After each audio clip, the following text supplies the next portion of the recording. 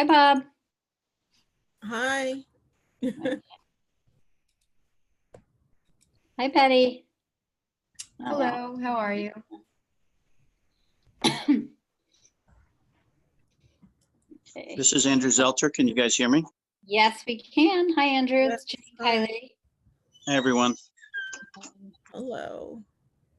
Carter, can you make me a host, please?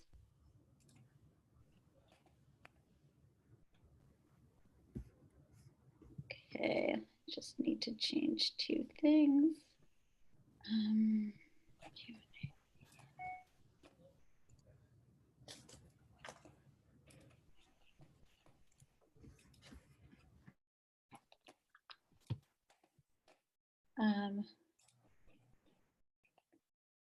Somebody who's not me. Carter, you have the wrong co-host.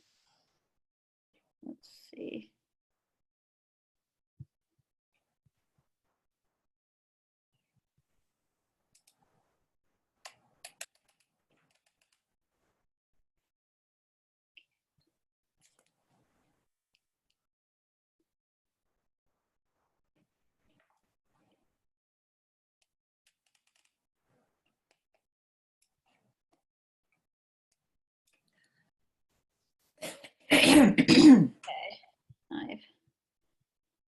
Okay. I just got a whole slew of questions. Yeah. Should I let that parent ask the question live, maybe? Yeah. And then I'm going to send you this one other question.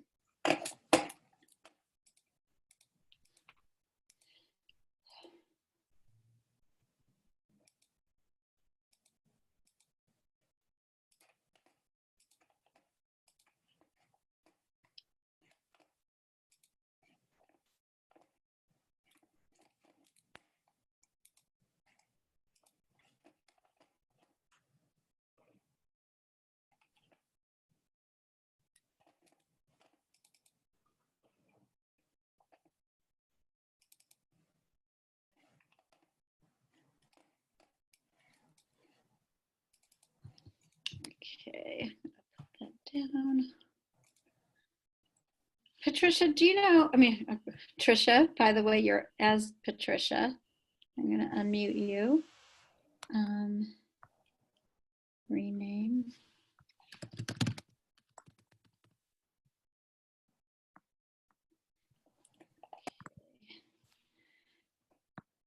Tricia, do you have a list of, well, it's only 5:29, of how many, if anyone's not coming from your committee? Hey, Michael. I'm waiting for the email from Lucian. I don't see the, I'm just scrolling right now to see if it's just come in.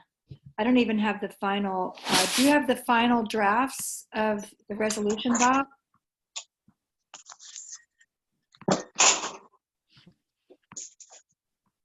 Can Bob hear me?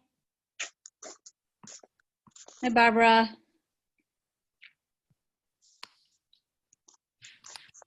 Yeah, this is Andrew. I thought it was circulated. Let me check and I'll try and get it to this group. Yeah, I have vote sheet for tonight.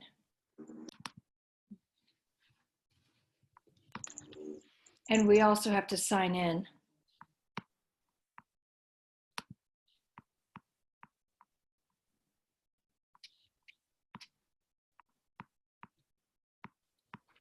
I'm just going to write him right now and have him send everything. Okay.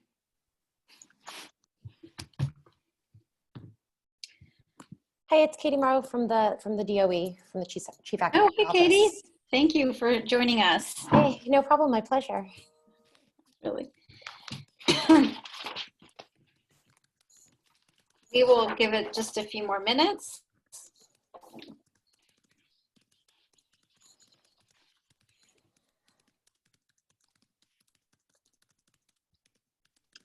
Hi, Janine. Hi, Rich. How are you? Hey, Janine and everyone. We're just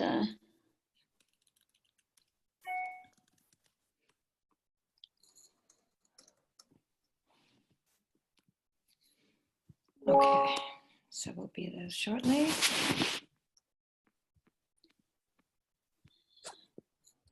Okay, there you go. Do you know if the principals are coming on at 5:30? Most of them are not. They're coming at 6:30. They always do that Yeah.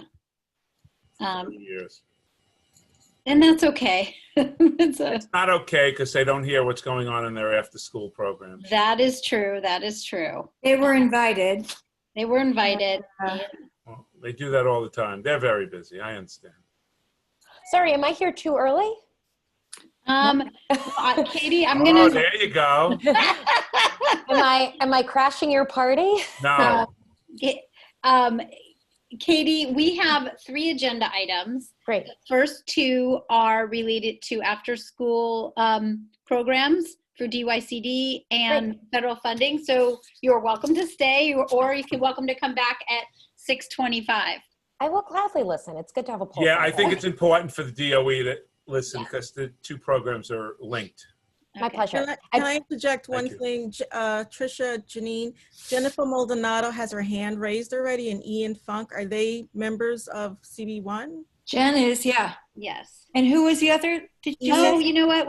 I will move them into promote to panelist. Is Ian Funk a CB1 member? Trisha? No. No, I'm going to leave him there. Hi, Ian. We're Hi. going to, I'm going to give it couple more minutes and then we'll start. Hi, Jennifer. You are a different Jennifer Maldonado than the one that works at the DOE. Hi everyone, just want to make sure everyone can hear me. Yes. I'm testing out my mic right now. Okay. Great.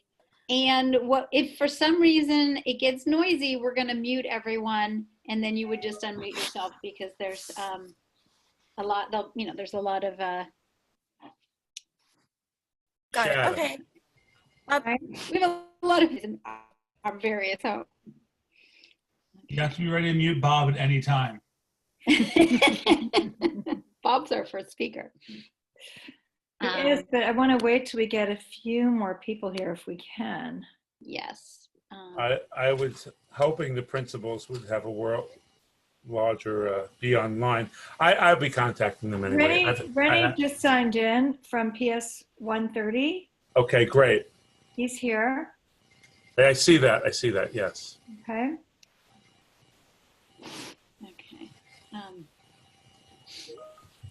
I don't like that. What's that yellow sign now? That's our, I'm going to stop sharing. I'm going to go with the different version of my PowerPoint because I like Are you going to share the resolutions or is it only a CB1 thing?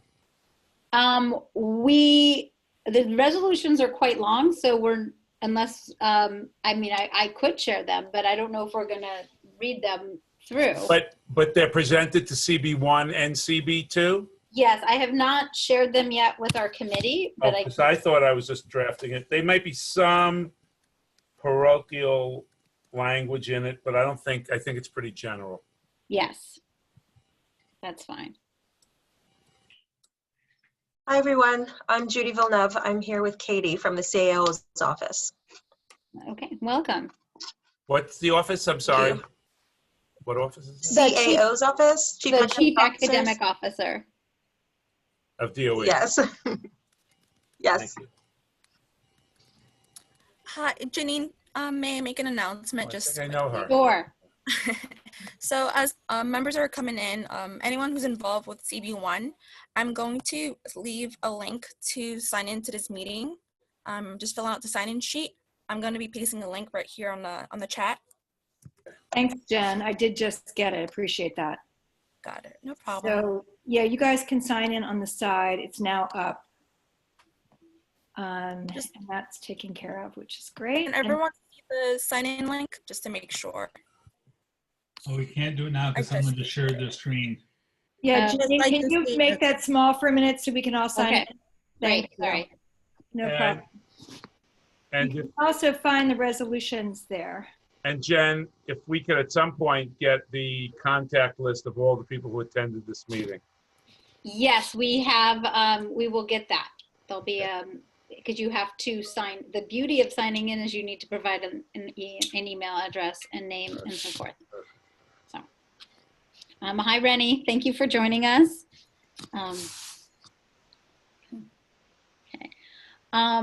Okay, we have 95 attendees, and I think we're ready to start, Patricia. Okay, great. Um, Welcome, everybody. I'm Tricia Joyce, the chair of the Youth and Ed Committee of Community Board 1. Thanks for joining us in our joint meeting with Community Board 2. This is a really important time in our district, and we felt that it would be a great idea to join forces and discuss some of these topics that are on everyone's minds right now in education. Our first item on our agenda is the city-funded middle school after-school programs. We have with us Bob Townley, who is the director of Manhattan Youth, and he's put forth a resolution for our consideration tonight. And maybe he would like to give a few minutes to introduce that and run us through it. And let me had a chance to see it. I'm sorry. Yeah. Let me just quickly go through the plan for today's meeting, just so, because it's going to be a little bit. We have two parts of this meeting. Part one, can you guys see this screen right now? Yes. So we're basically going to discuss the after-school funding, and Bob Townley will present the resolution, and then we have two additional speakers from Community Board 1 talking about federal legislation to fund remote learning. We'll have Q&A on each of these items, and we'll have a hard stop around 6:25. At 6:30, we will begin our principal panels. We have 6 principal panels, and so it's easier for all of the attendees to see who is on the screen. We are going to ask people to, we'll move all of the committee members into the panel, into attendees, sort of downgrade you. You can still talk and so forth, just so people can see who the principals are while we're presenting. So let me leave it from there. And one last, sorry, want to just go over ground rules. Sorry, that's not working. Let me get. Gotta love tech. Just want to just quick protocol on today. Just meeting protocol. Please be respectful to whoever is speaking. If you have a different point of view, ask a question, raise your hand. We're asking no negative comments in the Q&A section. Attendees will be on mute until Q&A, and use the Q&A feature or raise your hand to ask questions. Due to time constraints, we may not be able to answer all questions, but we will be compiling every question and sharing it. Okay. So thank you, Janine, for walking us through that. Our first agenda item tonight is Bob Townley. Bob? Okay. Hi, Trish. Hi. Hi, everybody. Thanks. I got to start off by thanking the community board. I've been on the community board and worked for the community board over 35 years. It is heartbreaking what's going on now, and I have such affinity for the community board process and the community board members. It is a very, very important part of what's going on now. We have some very skilled people who dedicate their time, and I'm always very thankful and grateful for that. I think that, I really didn't know where to start. There are 2 resolutions, and we're not just talking about funding today. I want to take some time to just educate people, because what we do today will not have any impact if it doesn't have follow-up and strong problem solving, because everybody is hurting. We went through September 11th. We went through Hurricane Sandy. This is different. This is very, very troubling. And we, as an agency, have been trying to be proactive and helpful as best we can. I'm laser focused on September. I am looking to what we can do, and the first resolution is about childcare and after-school programs, of earned income programs. And since we're talking about CB1 and CB2, I want to differentiate that many nonprofits in schools use earned income models. The YMCA being one of the granddaddies of earned income agencies.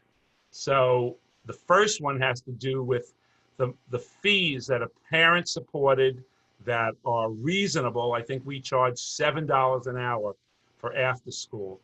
And that is what all of Community Board 1's elementary schools are, many of Community Board 2, and many in Manhattan. Folks, if you can get in contact with me, I am forming an association of elementary school programs and in contact with all the principals and all the providers, because basically we are out individually on a limb. There is no coordination between after school programs that are, there's different groups doing it all over. In addition, there are nonprofits, or even for-profits, that are in storefronts, that are in community centers. These organizations are not receiving income, and they are in big trouble. So the first model, and I'm not going to go through the whole resolution today because it would just belabor a lot of points, but I would ask everybody to read it and become educated and understand what's going on. I'll repeat that if someone knows of an after-school program that is an earned income program, that is an elementary school program that is funded by the city, we need to start planning, because we have no idea of what September will be like, if there will even be a September. And after-school programs have always been beautifully accepted by parents. The kids learn a lot. We take care of 2,000 children at 3 o'clock in only elementary school programs. So we need coordination with the DOE, with the health department as it emerges. I understand that it is impossible to plan now. It's just, I understand that. But as we go forward into May and June and July, we have kept all our staff on payroll because we are not eligible. We're so big with DYCD, we are not eligible for PPP. Okay, so the infrastructure of many, Chinatown Planning Council also not eligible for PPP. They serve a lot of people. So that is a dilemma. And if someone could figure out a solution for nonprofit funding for our larger agencies, they're not huge. The Museum of Natural History is in this category too. Okay, now they may have benefactors, but those benefactors are drying up. So, and our community center is shuttered, and that's run like a Y with $120 a month. You can join the community center and you get a whole host of programs. We're by far the largest provider of childcare. We've always been. That was our model. Emergency childcare. If anyone has information on that, we are researching it. It is hard to get information on emergency childcare because we could turn, for example, if the schools do split shifts, which is a possibility at some point, well, then we could pick up the other half in our community center and even get other space to provide childcare for parents. We did a survey. It's in the at 40% almost don't have problems with childcare.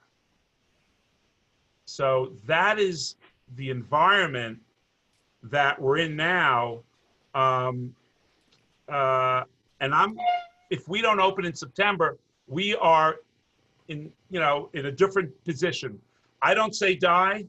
I'm like, let's keep going. 4 yards in a cloud of dust, for those of you that understand football.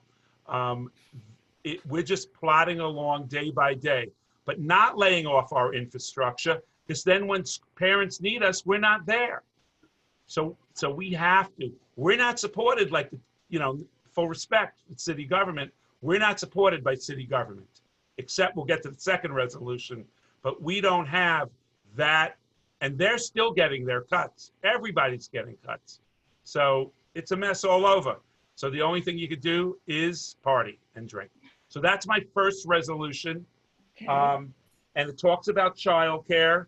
It asks for the DOE and the DOH to be collaborative before they start giving proclamations. Some of my friends, my other executive, Bob, the Department of Health has been a horrendous partner in after-school programs. For those of you that know what's going on, before the pandemic, they went ahead with some regulations that they claimed was from the federal government. We had to recertify all of our people at enormous cost. So I'm not optimistic that the DOH can figure things out. So Bob, I don't want to interrupt, but I just want to make sure we have enough time for discussion. Yeah, okay. So I'm asking, I'm asking for the three things that resolved, that the Department of Education, the Department of Health collaborate. I'm asking that special funding for certain nonprofits. I know the ones all in the village. I'm very close to a lot of them. I don't know if the principal of PS 41 is on the call. I know that as an after-school program for years, driven by parents. So anybody, please use me as an organizer to try to put some, try to get people working on this. The other thing is, we are asking Congressman Nadler and Schumer to change the PPP. We took on 25 programs in middle school, which we'll get to, but the PPP, all these DYCD gave us all these employees. Now they're cutting the budget and we can't apply for PPP because we've taken on these very low marginal contracts. We love it. We made it work, but now it's coming back to bite us. So we're too big to succeed. But that is the first resolution on childcare and elementary schools. Let me take questions on that first before I get to DYCD. Any questions? Yep. I have a question. Yeah. Can you just summarize the main points of the therefore be it resolved? What is it we're agreeing to do to support you? So we're asking DOH and DOE to collaborate. I'm very realistic on this, Jeff, because we're asking for some funding stream from the city of New York to come to elementary school programs that's non-city funded. And we're asking for PPP to be expanded. Okay. Thank you. Okay. If the DOE was a nonprofit, they would not get PPP. They're too big. Right. There is something that Congressman Nadler is working on. I understand. I understand. So that's a no-brainer. Is there any more discussion? Anybody else have any questions? I was thorough. Well, we can, I don't want to keep the whole group in terms of, the fine editing to, Sure. when it comes to it. So I want to just move to passing the resolution. Yep. And then we can, edit the fine points together.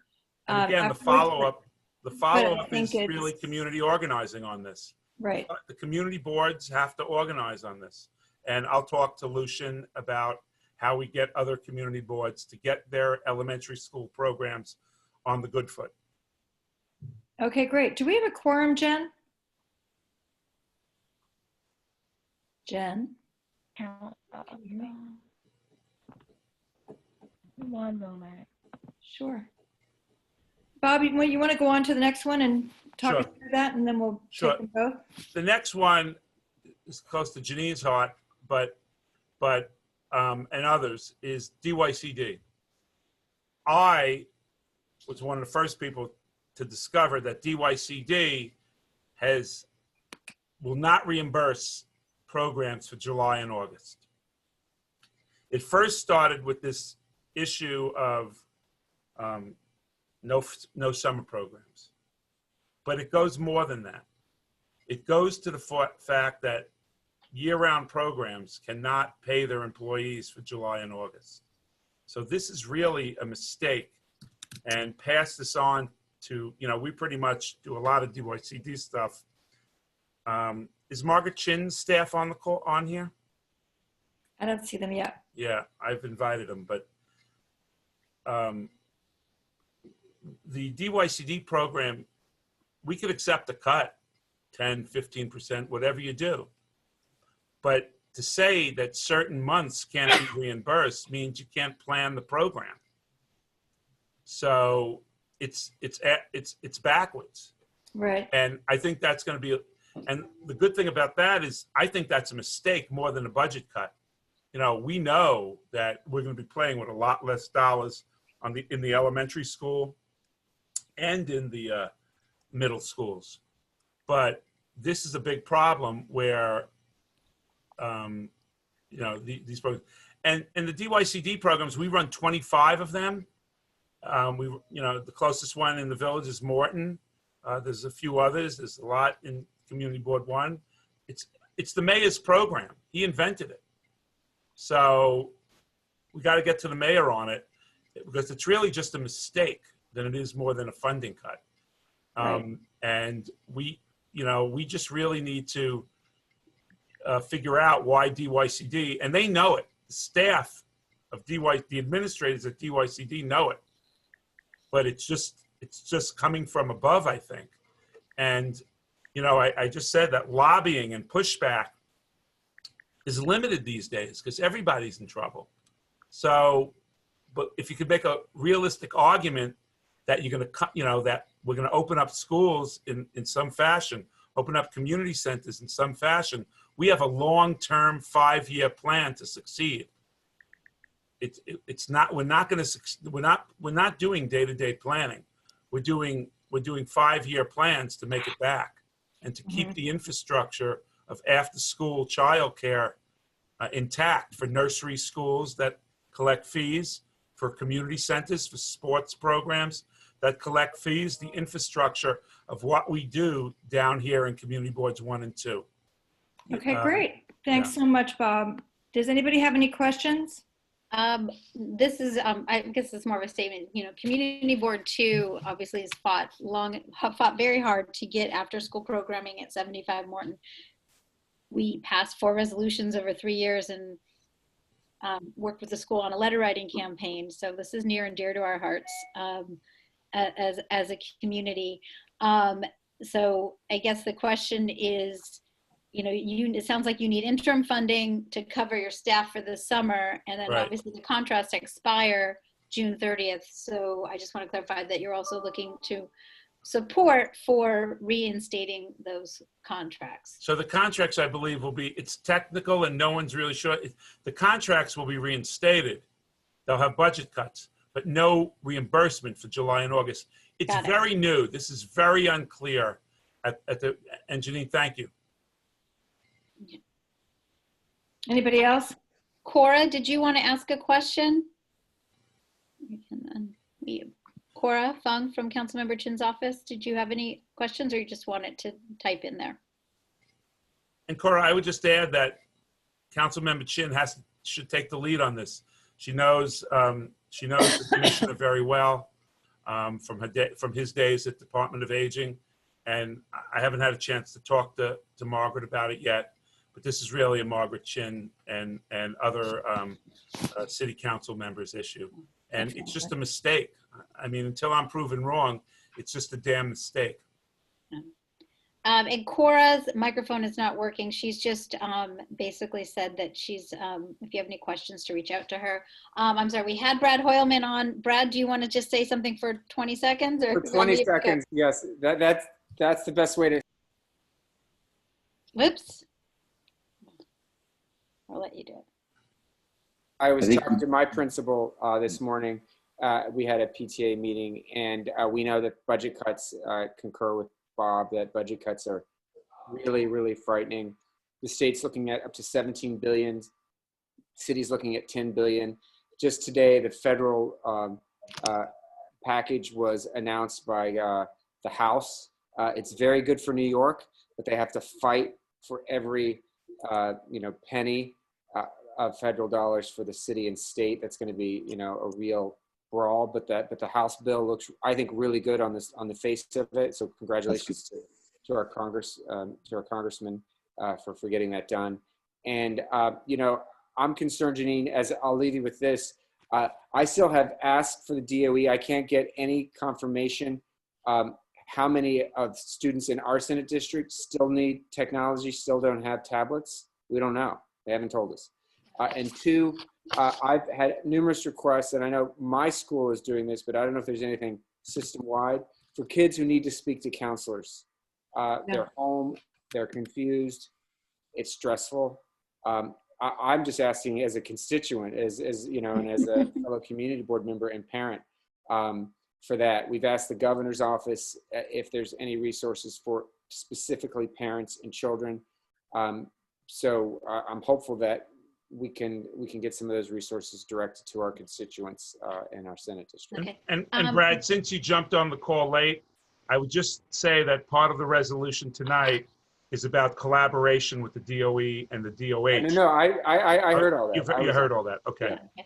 I think that we have two people from the DOE on here, and I'm just they're from the Chief Academic Officer's office. We have Katie Marrow for the Chief of Staff to the Chief Academic Officer, and Judy Villeneuve, who is the Director of Policy and Engagement for the Chief Academic Officers. I don't know if either of you want to take a stab at Brad's questions. Hi there, Brad. Katie, did you want to weigh in? We're not hearing you, Katie. Sorry, you're still muted. Can you hear me now? Yeah. So for those things are both out of our shop, but I think we, for the technology question, we have at this point, after the mayor had shared that we would meet our due date for all students who had requested an iPad to have one by the start of May, we did meet that goal and have been continuing as they have been continuing to be requests to ship out iPads. At this point, we've delivered more than 285,000 iPads. So we have about 15,000 left that are still available. So anyone who does not have one should definitely and I can share the numbers that we can call or the forms that can be, the online form that can be filled out. And we also know that our schools, based on the engagement data that they were seeing, were calling families to check and make sure that the issues behind not participating were not due to a device. And if it was, we're supporting families to complete the survey to get a device in their hands. And then as far as the social emotional learning piece, we can follow up with our Division of School Climate and Wellness, but we know that there have been trainings that have been taking place to support how to best support our students and to support our families. And that's something we can follow up about and make sure. Thank you. Thank you so much. Everyone is doing heroic work under these crazy circumstances. So thank you so much, everyone. Yeah, no problem. Brad, I also want to mention that there are crisis teams on LaShawn's camp, the Deputy Chancellor LaShawn Robinson, and they're actually canvassing. They're going out and they're speaking to families and going to their homes. Fantastic. So as soon as we can, we'll get that information to you so you can Thank you. Yeah, I know part of the problem is identifying who needs this technology. Thank you. Exactly. So much. Okay. Thank Bye, you. guys. If you guys could get that information to us as well, we'll get it out to, we'll share it with our communities as well. Yeah, thank you. Thank you. We'd love to do that. All right. We do have a quorum. Jen's let us know. Is there anybody else that has any questions for Bob? No? Then do you want to take these together? How do we raise our hands? I just want to see if I can see everybody. You could ask if Jen, it's just can you- unanimous, Tricia. That's what we've been doing at the Jen. overall board. Jen can do a roll call and everybody can vote as one. All right, perfect. And again, CB2 will discuss these later. So, different processes. Got it. All right, Jen. Tricia, is there a Jason Frank Friedman on the panel? No. He said he wants to vote. Jason?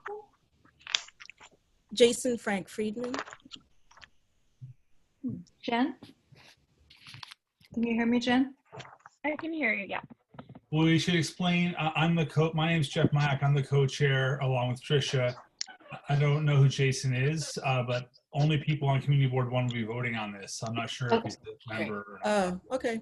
It's not the general population, it's just the board members.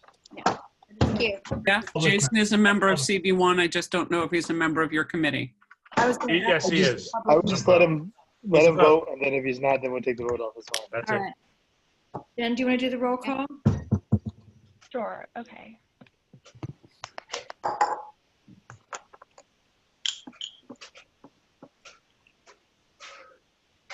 Oh, is it by voice or?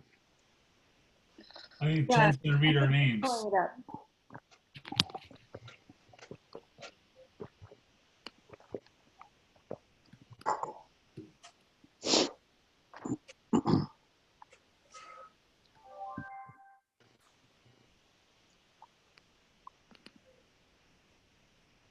Jen, what do you want me to do here? Sorry, one moment. Jen, are you calling roll call? Yeah, I'm just trying to you're accessing the vote sheets right now.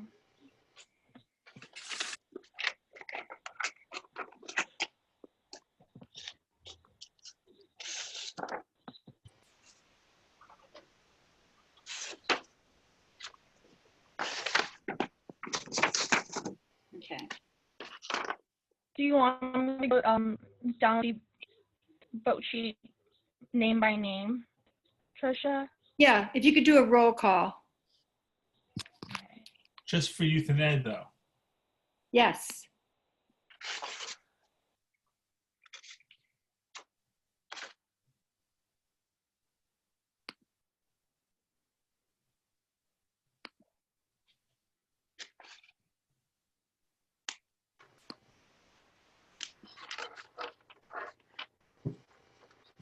You guys, if we, Why don't we just perhaps we could do these together with the second one. Perhaps we can go to the second agenda item and the CB1 can vote together on these while we're collecting information. Sounds Tricia? good. I think I have it. Give me a second. Okay. Tricia, I can help you out. I have it. If Jen can just record the Yeah, I votes have if it you right here. I'll want. go ahead and call it. Okay. Jeff, Yes. Wendy, Yes. Darren, Devin, Yes, Daryl's yes. Dennis, Yes. Robert Townley, Yes. Judith Weinstock. She was here a second ago. She was. Andrew Yes. and Tricia is yes. So that's unanimous with an absence on Darren. Darren was here, right? Darren said yes. I'm sorry. Darren Mr. Cootie and votes yes. Thank you. I was on mute. And, I yeah. see him Okay, right very there. good. in his Thanks, living- Darren. I see him right there. All right, great. So we're just missing Judith. That's it. Okay, great. Thank you. And moving along to if nobody has any more questions, we'll move along to item 2 and introduce my co-chair, Jeff Myhawk, to discuss funding. Well, I think I think it's more Dennis is he? Are you out there, Dennis? Oh, he is here. Yeah. We didn't Dennis, see him. Dennis initiated this, and I thought it was just such a great idea. I just really jumped on Dennis's idea. So That's fine. I didn't I see think Dennis. I think it'd be better if Dennis sort of offered his thoughts, and the group can hear it, and I can throw in a couple ideas. Sounds great. It was Dennis's idea. Okay. Thank you. Thank you. Yeah, thank you, Jeff and Tricia. Yeah, so it was, I had seen that the House is put forth legislation that's called the Emergency Educational Connections Act of 2020. And this basically would create a special $2 billion emergency connectivity fund that would be administered through the Federal Communications Commissions for schools and libraries to support remote learning. So I think as we have all been mentioning before this, the technology aspect, with not only the tablets and iPads, but also with the Wi-Fi connections, and a lot of households who have spotty Wi-Fi, or families that are just using one device when there's 5 people that need to use it. So that's why I brought it to both Trisha and Jeff's attention, because I think that it's something that we should bring up and say that this is something that needs to be done, both on a federal but also on a state and city level, of really a coordinated effort for technology, and making sure that if this is going to be something that is in the fall, which is a possibility, that we have a coordinated effort to ensure that students are not left out, because a lot, I think, already are still being left out right now. Great, thank you. Anybody have any questions? I'm putting a link in the chat to the actual legislation if people want to see it at some point. Mm-hmm. So it's in there now. Oh, thank you. Thank you, Jeff. I mean, $2 billion is not a lot of money spread across the nation. Of 330 million is all I'd say initially going in. No, it isn't. And it's, as always, we'd always want to watch like where all the pork's going to go in this one, because it's a, you know, right. But it certainly is a need. Yes. It certainly is. Again, this would be a slam dunk, but if there's anyone that has any questions for Dennis, or if you want to take a quick look at the link. I mean, the link is, I just found it super quick. It's just literally like the .gov websites, you know, 6-sentence summary. You can probably learn more by clicking on it, but. Mm-hmm. I mean, I don't know if this relates sort of a little bit back to what Bob was saying, but I put another thing here in the chat too about all this talk of austerity. While we were all talking, I was Googling and I put a link in there. You know, our city is home to more billionaires than any other city in the world. And we haven't heard our governor talk once about raising taxes on millionaires and billionaires. We're talking about budget shortfalls. These are the people who benefit the most from society, and they've just continually are parasitic at best in how they handle society. And so I'll get off my soapbox in a second, but I don't see all these shortfalls. There are billionaires that could pay the entire shortfall tomorrow. So I don't get why we're all like, oh, we have no money for any education or anything. These people are sitting on wads of cash, and some of them are making more money off of this, like Bezos.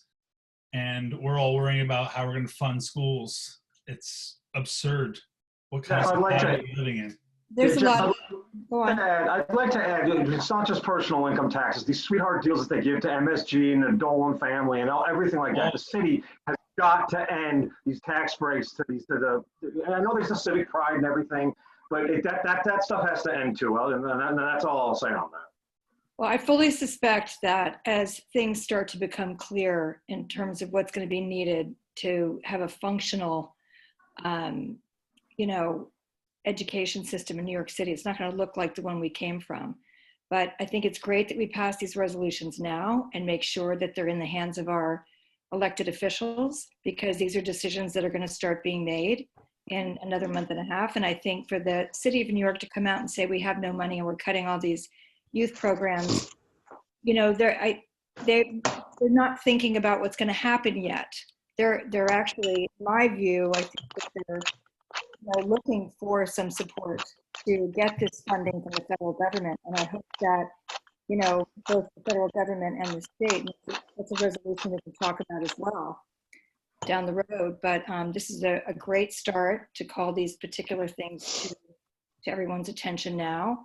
If anybody if nobody else has any questions I just want to throw out also that Janine and CB2, nice to see all of you guys, by the way, might also want to chip in on this idea that we had in our thread earlier, that I'm also alarmed that Cuomo's idea is to go to Bill Gates for more help on how to reimagine education, when Bill Gates has engendered tremendous bad blood in the teacher evaluation system.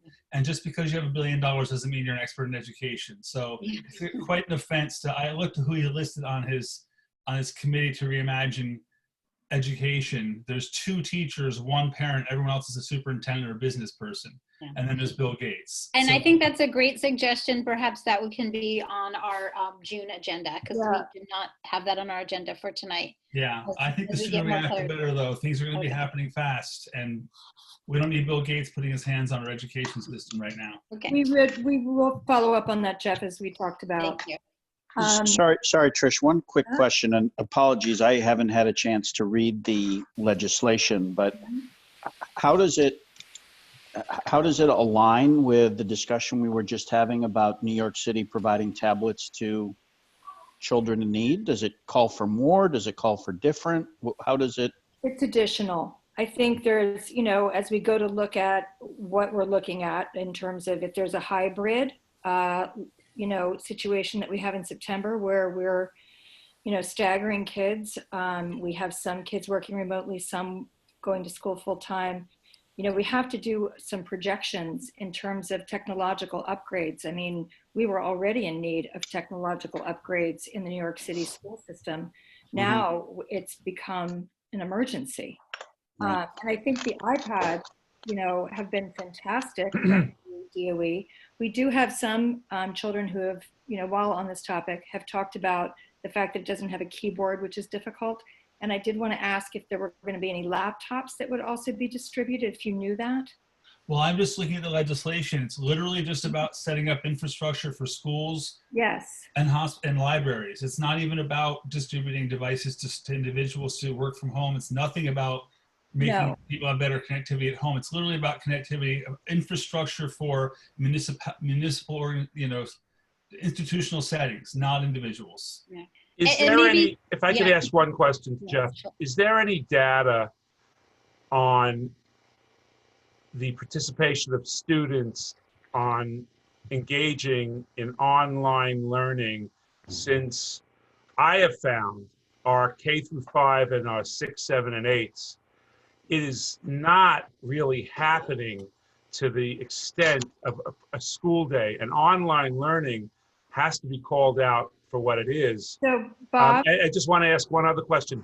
And also, Jeff, because you're so knowledgeable on this, my son, who works for the Atlantic and is very computer guy with his friends who work high level in Zoom, they're concerned about tracking software of students, that if they walk away, that eventually that the teacher can track if the student is participating online and if they walk away from the computer. And that we have to be careful, very careful in the future about these developments, because these developments are being developed by very sophisticated tech companies, and we have to be very careful about that.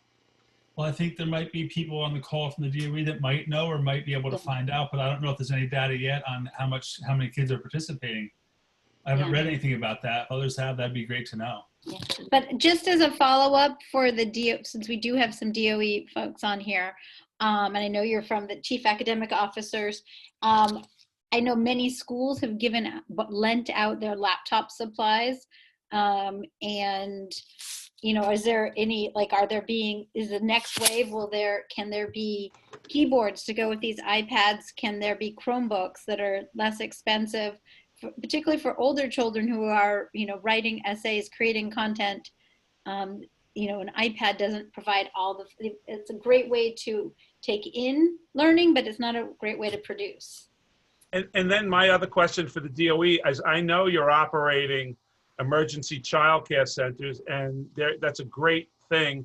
And we'd like to know more about that in the future, because it is for first responders right now. But we got a lot of parents, working class parents, who also are engaged in helping the general public.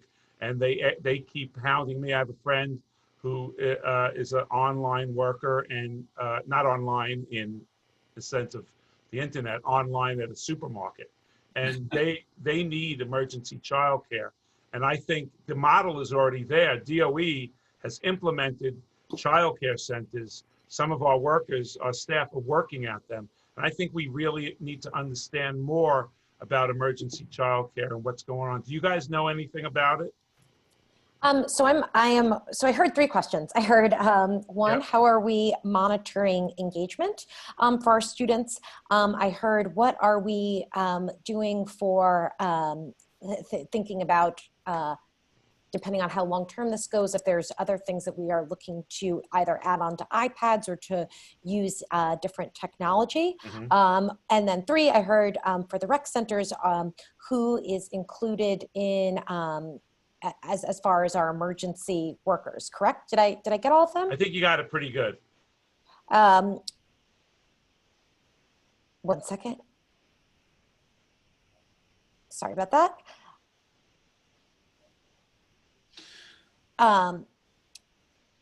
So for the first one, so for engagement, so we did come out, so we are monitoring and keeping track of our students and who was engaged. That was part of how, what we were thinking about, and there was, when we had the technology, as we're dispersing technology, thinking about if there were students who didn't have technology, part of the way that we were tracking this is having our staff and our schools keep track of who is engaging in their lessons. For the add-ons for our computers, so this is something, so we did pay for all the iPads. They were not donated to us. So just like you guys were talking about before, there are going to be some significant budget cuts and shortfalls in the upcoming fiscal year. So we are exploring, given our budget constraints, what we could add on or what we could use.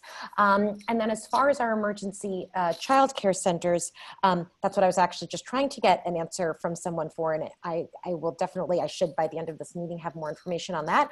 I know that after the initial rollout of the recs, that we, that it was first responders, that I know that we have included, that they have broadened it a little bit at this time, but I can double check on that for you to see who we are including at this time. And how that happened, and how that happens, and who runs those rec centers. And sure. Because I don't think we have, the one at 89 was a IS 89 in Battery Park City was started and stopped, and even before it could start, because I don't think it, frankly, had a broad enough population to go to it, and it would have been nicer if we could have outreach to the community for workers that really need it. So anyway, thank you. No problem. All right. So if there are no further questions, we can vote on Genesis Rezo. Sure. Tricia, I'm going to have, while you're pulling up the vote stuff, we've got a bunch of, for the DOE, we've got a bunch of similar questions. So I'm going to have Mar ask the question, then you can take the vote, and then we'll give it back to Katie and her team to answer it. Okay. Yeah, this question was submitted in advance. Does the DOE have guidelines on synchronous learning or UFT rules and restrictions? We're really looking to understand how it is possible to expand, and if or how it will affect the fall if we remain remote. That's a great question. So to be very transparent with you, it's something that we're currently working on right now. What happened was when we originally were moving to remote instruction, the weekend of March 15th, we were planning to be closed for a little bit longer than a month and reopen April 20th.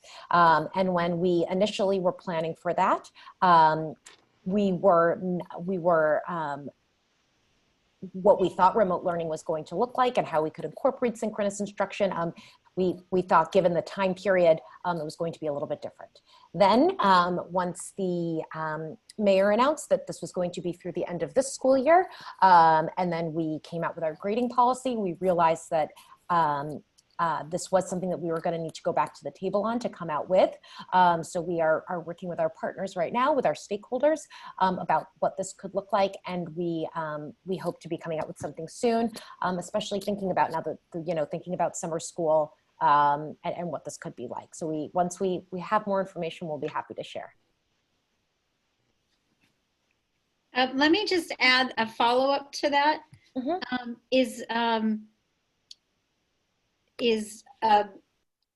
is there any, is this a technology problem? Is this a training problem? Is this a union problem? What are the obstacles and where can our elected officials and help on this? Sure. So I don't know if we necessarily need to frame it around it being a problem, but I think that all of the things that you mentioned are things that need to be taken into account when creating and drafting a policy like this. So we need to think about how are we going to train our administrators to roll out a policy like this in our schools? How are we going to train our staff to be ready to and feel comfortable across the city, across 1,600 schools, tens of thousands of teachers to do something like this? We are working with our union partners on this. And then, just I think norming and thinking and taking into account. So if there's feedback about it, how our elected officials could help is letting us know, what are you looking for? What would you like to see? What have your constituents said? We're really, I think one great thing that has come out of all of this is that we're getting a lot of FaceTime with people to engage in these discussions. And so we've been taking into account all of the emails that we receive, all of the feedback that we have in these kind of conversations. And we're here to listen to it. And also thinking, and also one of the things that we're thinking about is how this differs across grade bands. What a high school student needs looks different than a second grader may need. And we've also been working with partners in the technology field and thinking about taking into account screen time for students and what that may look like. Okay, great. Thank you. No problem. All right, I think we're ready to move to a vote on our resolution. Yeah, and just a moment, as each CB1 person votes, we'll be moving the committee members into attendees so we can really highlight our principals in the DOE for the next part of our meeting. And we'll be moving off the CB1 members as well. So you're still in the meeting, but we won't see your face. There'll be less visual clutter. Okay. All right. Jeff Myhock. Just to clarify, we're just voting for what Dennis brought forth is supporting the representatives from New York. It's a representative from New York that put this forward. Correct. Supporting Representative Grace Mang's $2 billion fund to try to create more infrastructure for connectivity. Yes. Does everybody see it? Yeah. So. Okay. Jeff? Yes. Wendy? Yes. Darren? Yes. Devin? Dennis? Yes. Bob? Yes. Judith? Judith voted yes on the other two also by chat. Did you see that? I didn't see Judith that. Judith said she was having trouble with her mic and she voted yes on both others. And I'm assuming she's. Okay, great. Judith, if you want to do that again, we'll work out your audio once we break for the next section. But if you can type in the chat your vote on the legislation, that would be great. Andrew? Yes. Okay, and Trish is a yes. All right, very good. Jen, I'll let you know about that as soon as she sends it. And that concludes our second item, and we're moving into our third item, which is on remote learning. We're going to have the principals of 6 different schools joining us. I am going to let Janine introduce our meeting and go over the protocol. Okay, just want to remind everyone, okay, this is Janine Kiley again from Community Board 2. If I could have a team of people helping on this call, if you guys could continue to move committee members back to attendees. Just want to remind everyone, we have a lot of people on this call, over 150 plus and counting. Please be respectful to whoever's speaking. If you have a different view, ask a question, raise your hand. Attendees will be on mute until Q&A. And you can type in Q&A. So go to the bottom of your screen, click on Q&A and type in a question or raise your hand. Due to time constraints, we may not be able to answer all questions. We've gotten, close to 100 questions, a lot of overlap before the call. So we'll be starting with those. And let me, sorry, for some reason the screen doesn't, the page down doesn't work. Let me share the screen again. So right now we're going to focus on the, I think, do we have, is Maggie Sienna on the call? And Terry? I'm going to wait a few more minutes. Yes. What?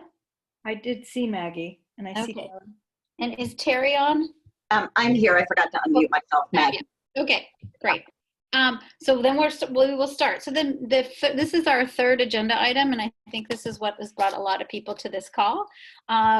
We are focused on remote learning and planning for fall 2020. And just want to frame this conversation. We know that data and science and public health policy is going to be driving a reopening.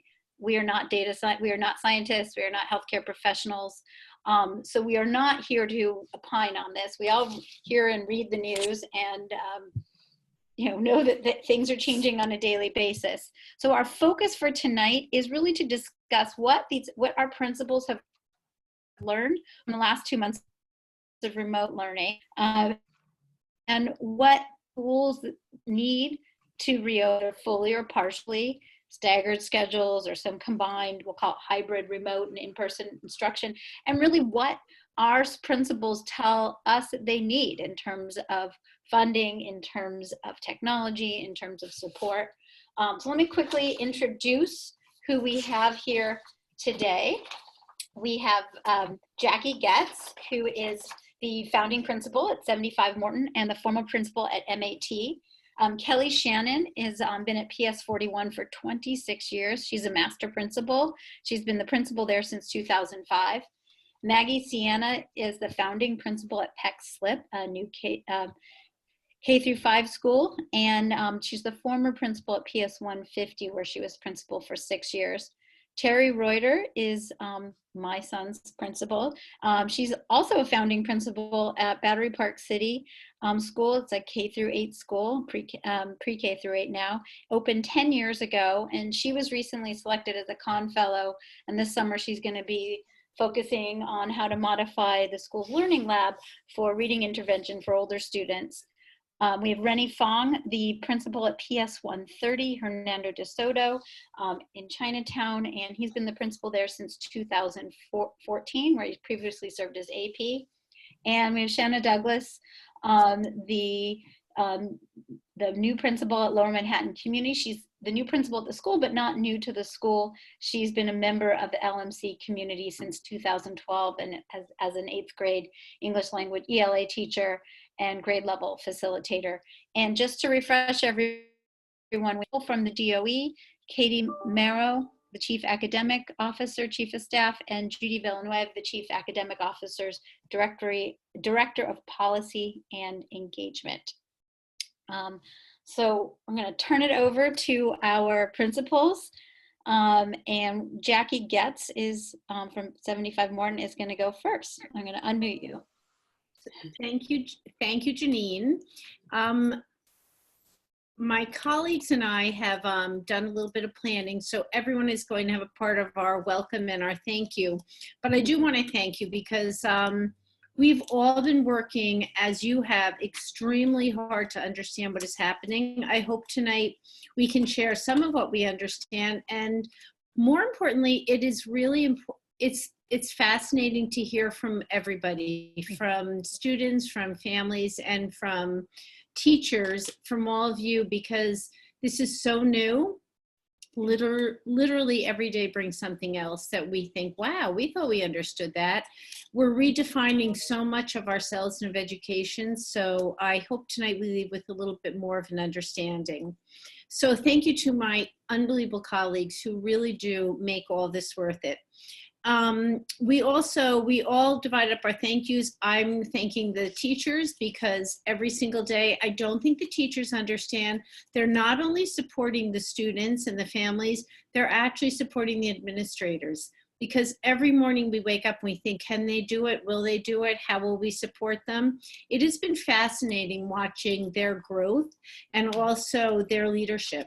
So I know all of you appreciate them, but I think as administrators, we thought we loved them, and now we love them even more.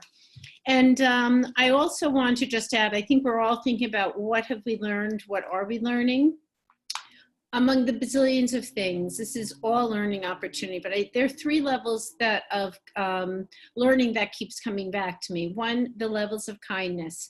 I don't think I ever understood the capability of kindness in our communities. You think you do until something like this happens. Also, the levels of communication, they've gotten deeper, they've gotten more intimate. It's fascinating watching how we're learning how to communicate across so many platforms and to still keep that feeling of connection. And also the levels of collaboration. You know, you think you are pushing collaboration with your staff until something like this happens. And you cannot believe the expertise that rises up and the ways that they help each other and support each other and collaborate. So that's it. I'm so excited to be here with my colleagues and to learn from them. I'm actually just here to eavesdrop because I intend to go away with some new great ideas that I'll deliver tomorrow and look really smart. Thank you, Jackie. Are you? Okay, I'm sorry. The next, we're going to turn it over to Kelly Shannon. Sorry, I'm like, you should be unmuted, Kelly. I'm going to mute you, Jackie. Kelly? Good evening, everyone. Thank you for having us tonight. And to echo Jackie's sentiments, I am very grateful to be part of this evening, to have an opportunity to share the learning that's taken place. It's been a steep learning curve for all of us, and every day we walk away with a new understanding. I also want to echo her sentiments around how much we're learning from one another and having to lean on each other. And so the thank you that I'm putting out tonight, in addition to the CB board for providing this opportunity, is to our District 2 leadership team. They have shepherded us through all of these challenges, whether they be technical in nature, pedagogical, around staffing issues, policy decisions. They have supported us, guided us during each and every step, and we are very thankful and grateful for that support. When we met earlier, we were talking about what are some of the ahas we've had. And I guess for me, the aha I had was really a reinforcement of something I knew about our district, but became even more evident during this crisis. And it speaks to something Jackie started with, the sense of community. I have been utterly filled with joy and gratitude for the support of my colleagues. The compassion that they have shown, the collective knowledge that's being shared has allowed each of us to sustain one another, to use that collective knowledge to troubleshoot, to provide the best possible opportunities we can for our students and for our families.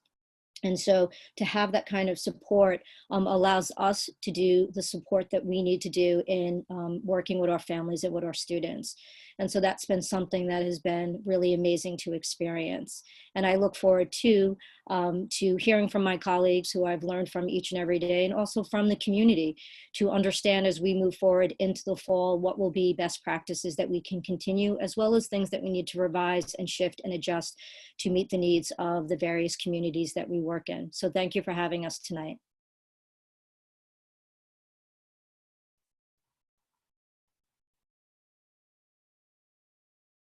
Janine, you're muted.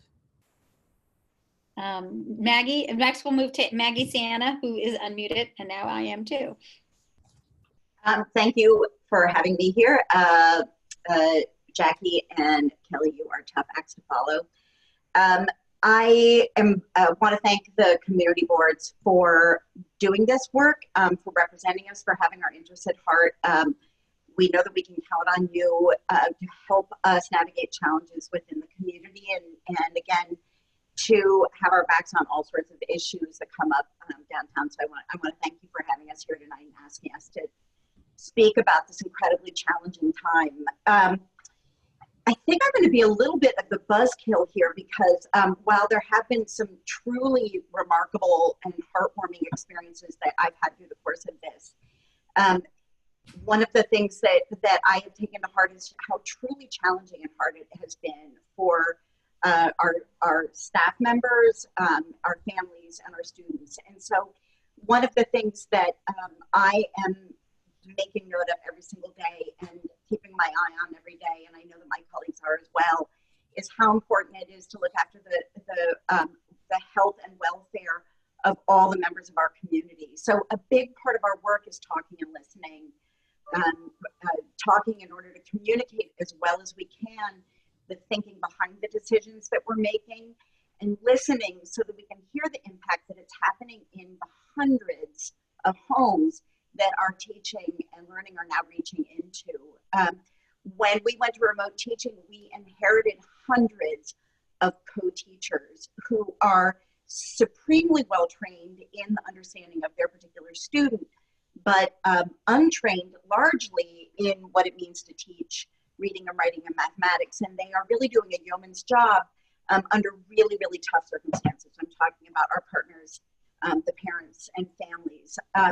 And this is under tough circumstances. We have family members who are have economic hardship, families who have insecure housing, families who are first responders and essential workers. And we have kids who are really struggling. This is hard for them. They miss their pals. They miss the daily experience of being at school. They miss their teachers. They miss being able to get outside and do the things that they want to do. So one of the things that I learn every day is how important it is to remember the human part of what's going on. And when we are feeling worried about a student's learning and feeling worried about how things may be going at home in terms of learning at home, we want to remember that the first thing we need to do is take care of the human being that is that child. And remember that while we'd like the child to be doing the work and turning the work in and taking our feedback, we recognize that there are times when we need to take a step back and make sure that the family is safe and secure, and that the child really feels loved and taken care of. So that's not exactly a new lesson. I think the way in which we're collaborating with families is heightened, and I actually really appreciate the opportunity. I think it's helping our teachers learn, and it's helping us learn as well. It's helping us become tighter as a community.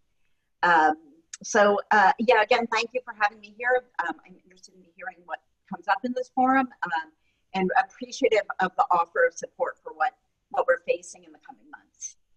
Okay. Thank you.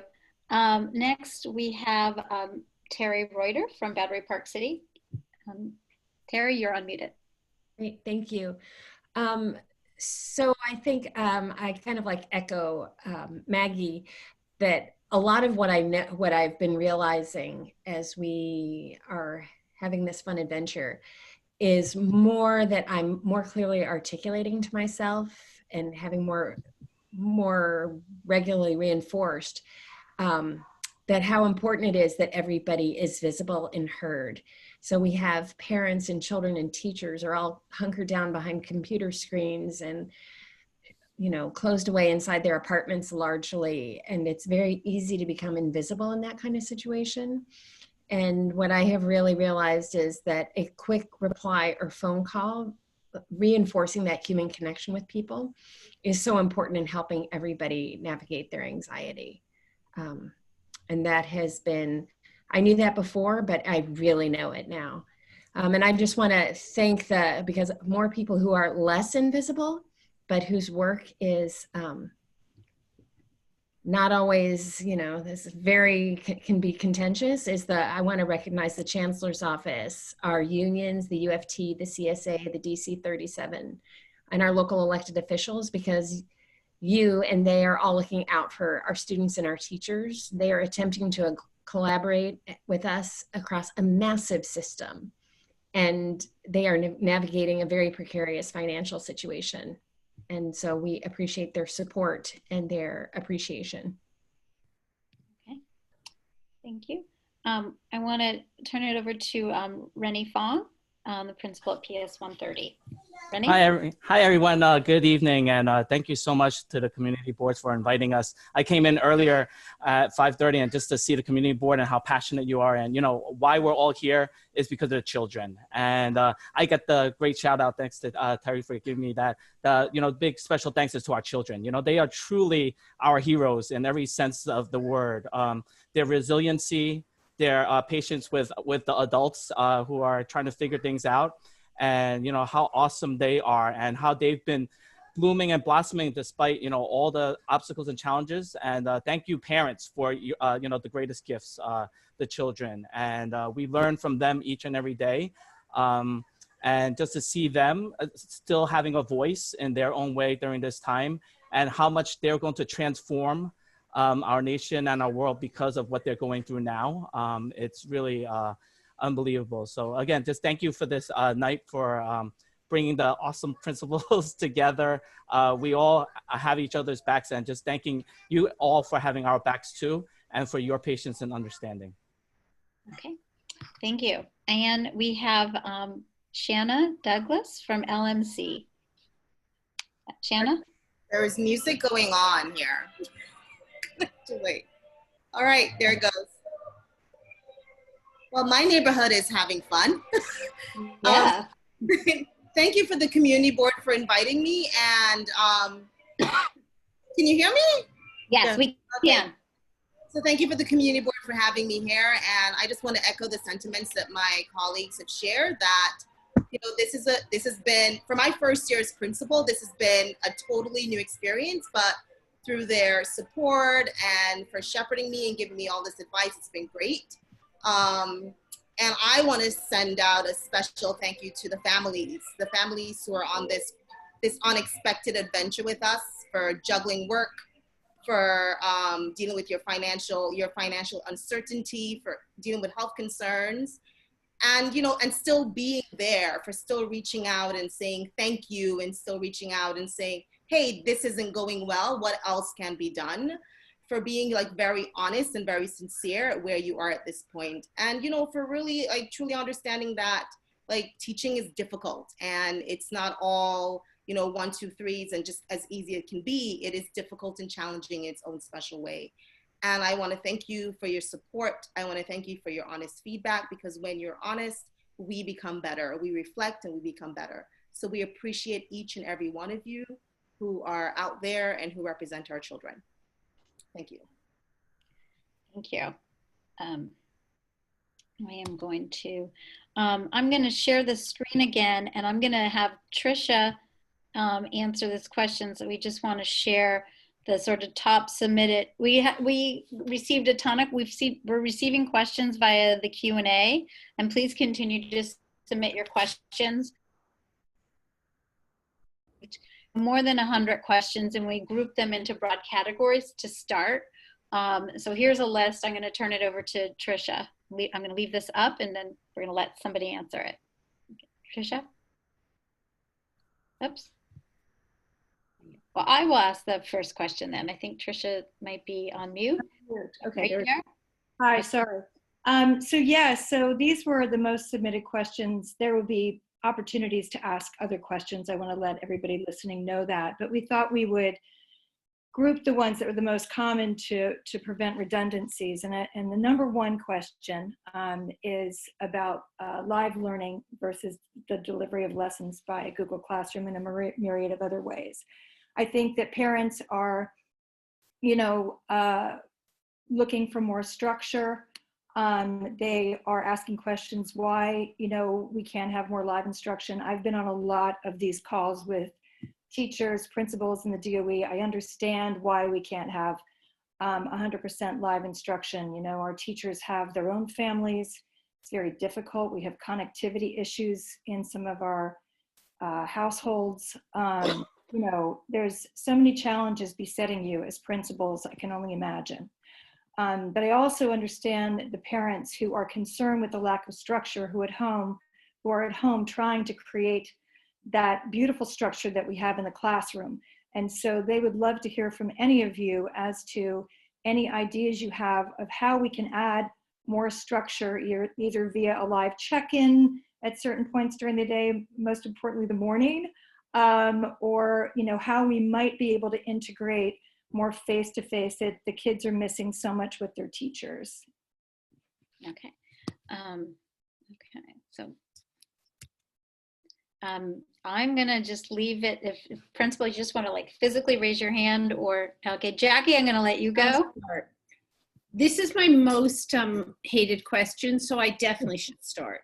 And I think that I get it. You know, I'm a mother of 3, and if they were all home and I was doing this and doing that, I would be begging for anything. So I get that. And you stated all the right things, Tricia. Our teachers have their own lives. They literally turned and left their classroom on a dime, and they didn't bring their classrooms home with them, and they're figuring it out as they go along. So I think a lot of these questions about live instruction are things we think about. If this goes on into the future, certainly there will be more opportunities to figure out what does live instruction mean. But I do know that those who have experimented with bigger groups, and that's not really possible in all school settings, you won't get that big group. There's so many questions. If you give a lesson, then how do kids access it later? You don't want to film it, so you do a lot of audio mini lessons. But when the 5 of us are planning, and then in the extensive conversations we have with our colleagues, the point of live instruction is to connect. In a whole class, and a teacher talking, there won't be all that many connections. There's a lot of teacher talking and children responding and doing their work, and having breakout rooms and stuff is not always possible, both with little ones and even in middle school. But I know that we are all doing a lot of small group instruction, live advisory, live office hours, pulling kids together and doing those smaller opportunities. Surprisingly, some children don't come. And then I know Maggie said on a planning thing, a lot of us just do a lot of phone calls. I phoned a family this morning. I think I gave them heart failure. Who calls them at 8:30 about these things? But it was interesting to respond to their email. And I point out their daughter needs to come to live office hours to get that connection. But we need to probably do a better job advertising and communicating the live instruction we are doing, pushing families more into that and their children, and then thinking about those hours of the day we want kids working and how we can. It's not a bad idea. We do have to put more structure in, but we are figuring this out as we go along, essentially. Maggie? Unmute yourself. Oh, sorry. Maggie, you there? Yes. Okay, good. Yeah, this is a tough question, and there are a number of issues behind it. I'm hearing 2 things in the question. One is, will you please do more live teaching? And the other is, we're desperate to be able to structure what happens at home better. And I'm not sure teaching is the answer to the structure, so we could think about both of those challenges. I think one of the things we're struggling with is just actually a really reliable, effective video conferencing tool. And we have been back and forth over these last, 8 weeks? Zoom was working reasonably well, and teachers are beginning to explore that. Then we went to Google Meets, or Teams, and neither of those works terribly well. We've had a lot of connectivity issues. And now we're back to the option of using Zoom, but I spent a couple of hours today trying to figure out how to get parents to sign up on it. And it's a beast right now trying to get that going again. So it is a barrier. It's standing in the way of doing more effective small group instruction in particular, and large group instruction. Now, when teachers are not accustomed to managing chats.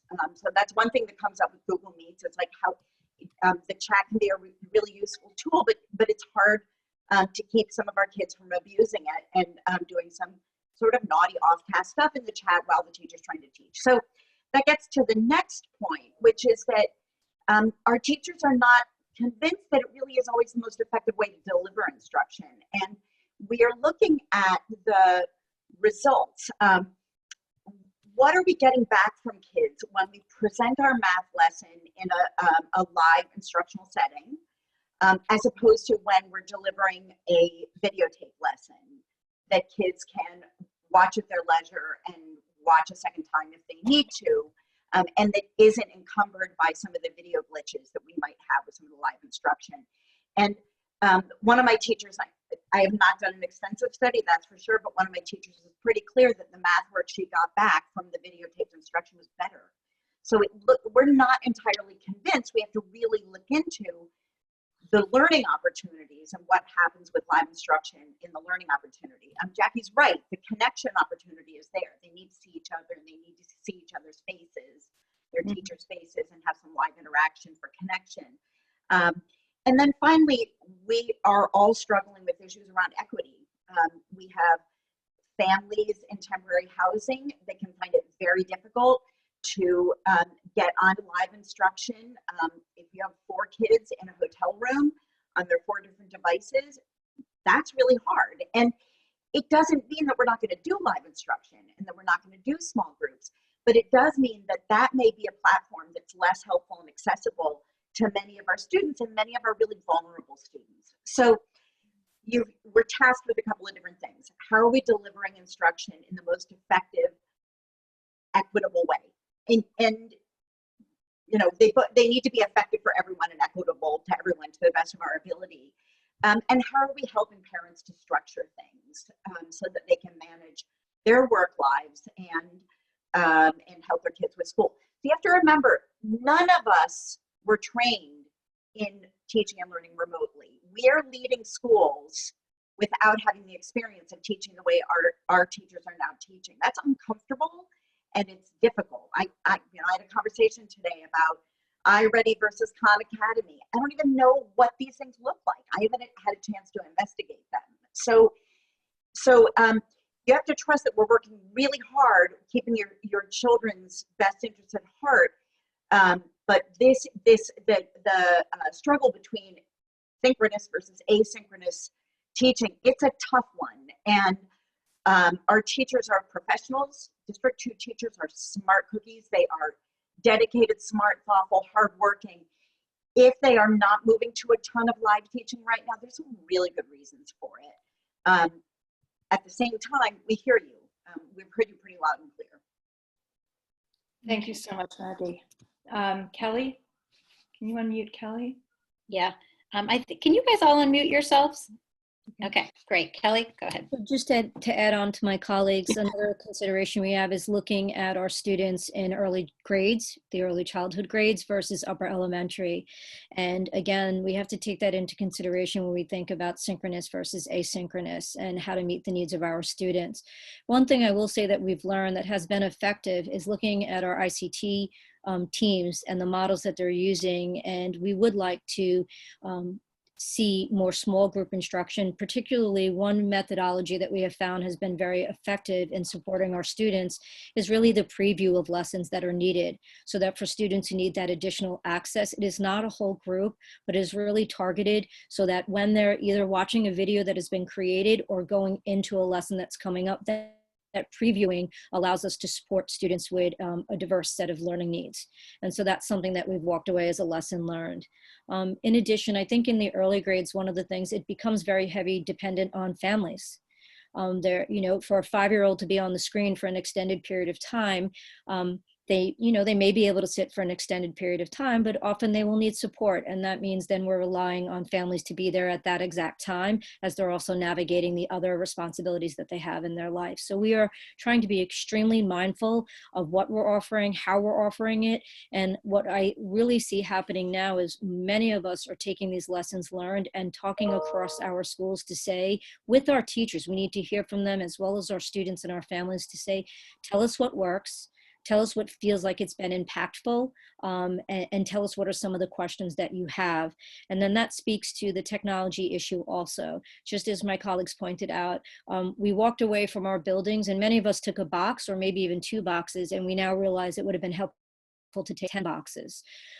Because even creating a lesson, whether it's live or by video, the amount of time that teachers take to actually create the materials that are not readily available now is a challenge that we face. And I think that has lent itself to the distribution of whether there's live teaching, if it's whole group, a small group, if it's for community reasons or for its academic purposes. And so we are looking towards the fall and really helping work with our partners across the city, the organizations we work with, and saying, can you please think more specifically about the supports you can offer us? So instead of us having to, we spend every week sort of culling and pulling, and you take 5 days to find this and then share it with everyone and say, here's a great resource I found and let's get this out and utilize it. We'd like are the partners that we work with to really begin to think about. And we know that's something the DOE has been thinking about. And each month, how are they adding additional resources that instead of us having to research, we have that readily available. So that's one support that would be necessary. I think the other piece is particularly around K and 1. Our live sessions have worked really well to build community. What we are struggling with is what are best practices around particularly reading instruction and how to have that continue and move forward. And whether we're talking about phonemic awareness, phonological instruction, what is out there, what supports are available, and how might we use that in a more structured way if we are to continue remote learning in the fall. So these are things that we're thinking about, and I hope speak to some of the questions that families have around live teaching and the possible ways in which it can be utilized. Thank you so much for all your thoughtful answers. Are there any other principals that would like to chime in on this? Yeah, we never even heard the terms asynchronous and synchronous learning until we stepped into it. And one thing that I'm learning is that, what adults are comfortable with learning is so different from how our children are growing up learning. And I'm thinking of my two sons. I have a 3-year-old screaming in the background right now and a 13-year-old. And how they learn and how different that is. One of the things I've learned is like YouTube. We didn't grow up with YouTube, but our kids, they learn a lot from watching videos. The way I learned to give Maliki a haircut is by watching a video again and again, And if I was given a live instruction on how to cut hair, I wouldn't be able to do it, as well as watching a video again and again. And that's what our kids do. My older son, again, has learned how to cook dishes because he's been watching a video, getting into it, finding that passion. So one thing that I think the asynchronous teaching has done is building independence in our students. They're able to go find their passions and read what they're looking at and really learn in that way. So one of the things is listening to our kids and seeing and really observing. And that's why we need our parents to observe and say, hey, what style of teaching is effective for them? How are they really getting it? And giving us that input and feedback. And that's really greatly appreciated. That's good to hear. Thank you. Anyone else? We have some questions. Betty Kubosi-Weiss has a question. I am unmuting you, Betty. Hi, I'm a high school student, and I was just wondering what the expectations are going to be specifically for middle school students in terms of preparedness for high school and making that transition. But even in a broader sense, how expectations for next school year or the school years that are upcoming, how those expectations and sort of like benchmarks that students should be meeting that they may not be able to be meeting because of this changed learning format, how those might shift because students may not be where they should be or need to be. I'm going to just jump in here and add this one. This was sort of on our most frequently asked questions list is, how do you help kids who've fallen behind and across the spectrum through this period next school year. So I'm going to kind of couple those two together.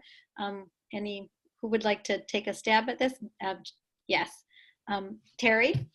Sure, I'll start. Am I unmuted? Yes. You're unmuted.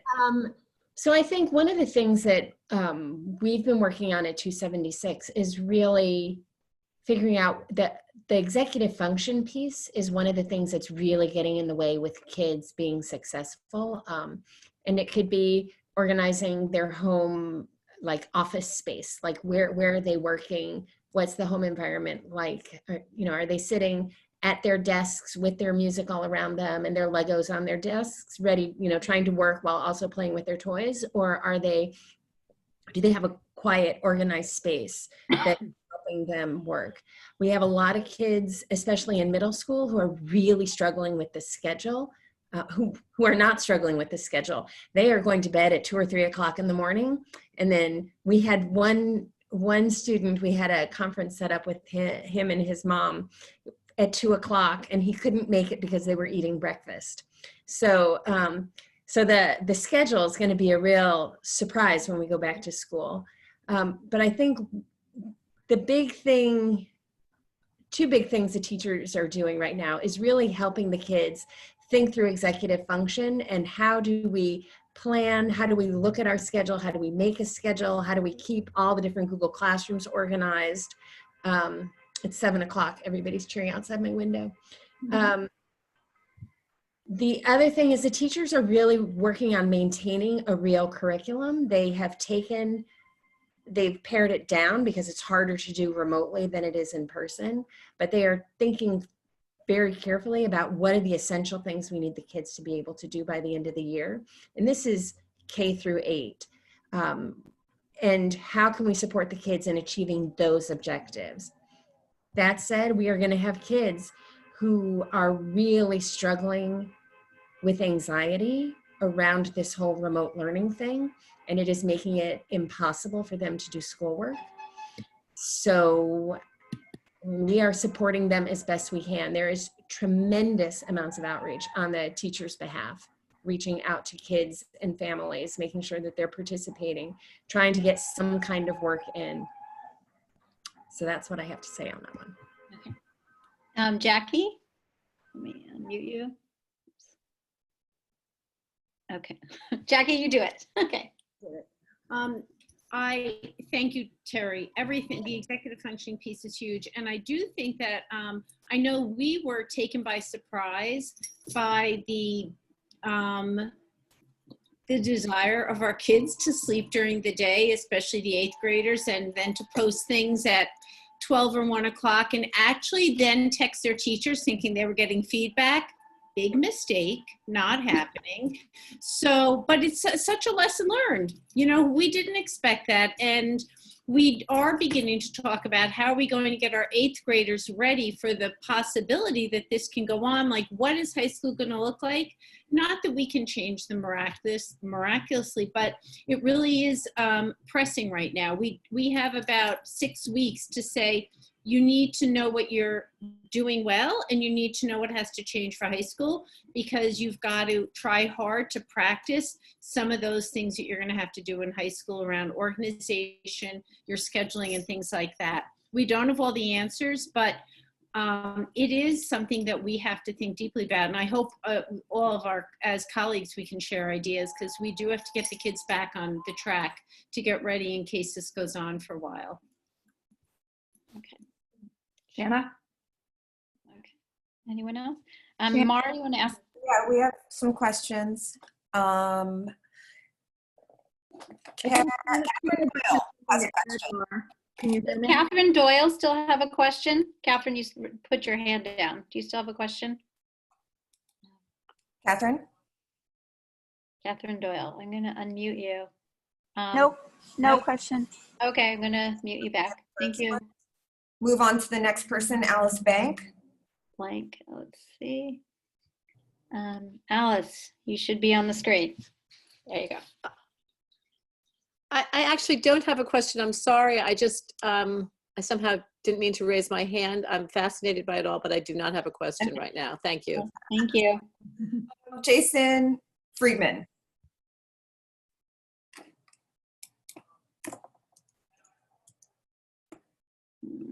Jason? Jason, you're muted. Okay. Who's the next person? Robert Townley. Robert, you're unmuted. Oops. Unmuted. Ah, there it is. Bob, oops. Okay, hold on, Bob, you're still muted. I'm going to click on, okay, great. Bob, start again, please. Okay. Has DOE considered using hard copy workbooks and mailing them out, books to read for children, old school to engage, and then even workbooks where people could return the workbooks and send it back out? Okay, I'm going to, Judy and Katie, I'm going to let you guys. I can take a stab, and then I'm happy if any principals want to talk about their specific school experience to kick it back to them. I want to start by thanking them first, though. The principals and our administrators have been incredible through all of this. Their flexibility, their patience with us as we've gotten information out to them has just been really incredible. And what they are doing in their schools, I have so much gratitude for what they've been able to do. To answer your question, Mr. Townley, so I can answer it in two parts. So the first part is what we were doing for students while they were awaiting iPads, who had registered using our survey or by calling the number. We were sending grade level packets home to those students.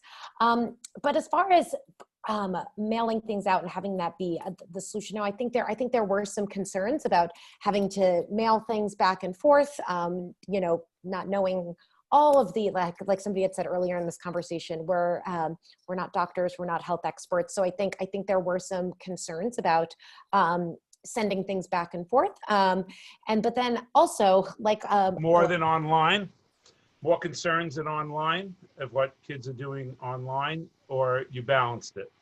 What do you mean? I wonder what those concerns would be.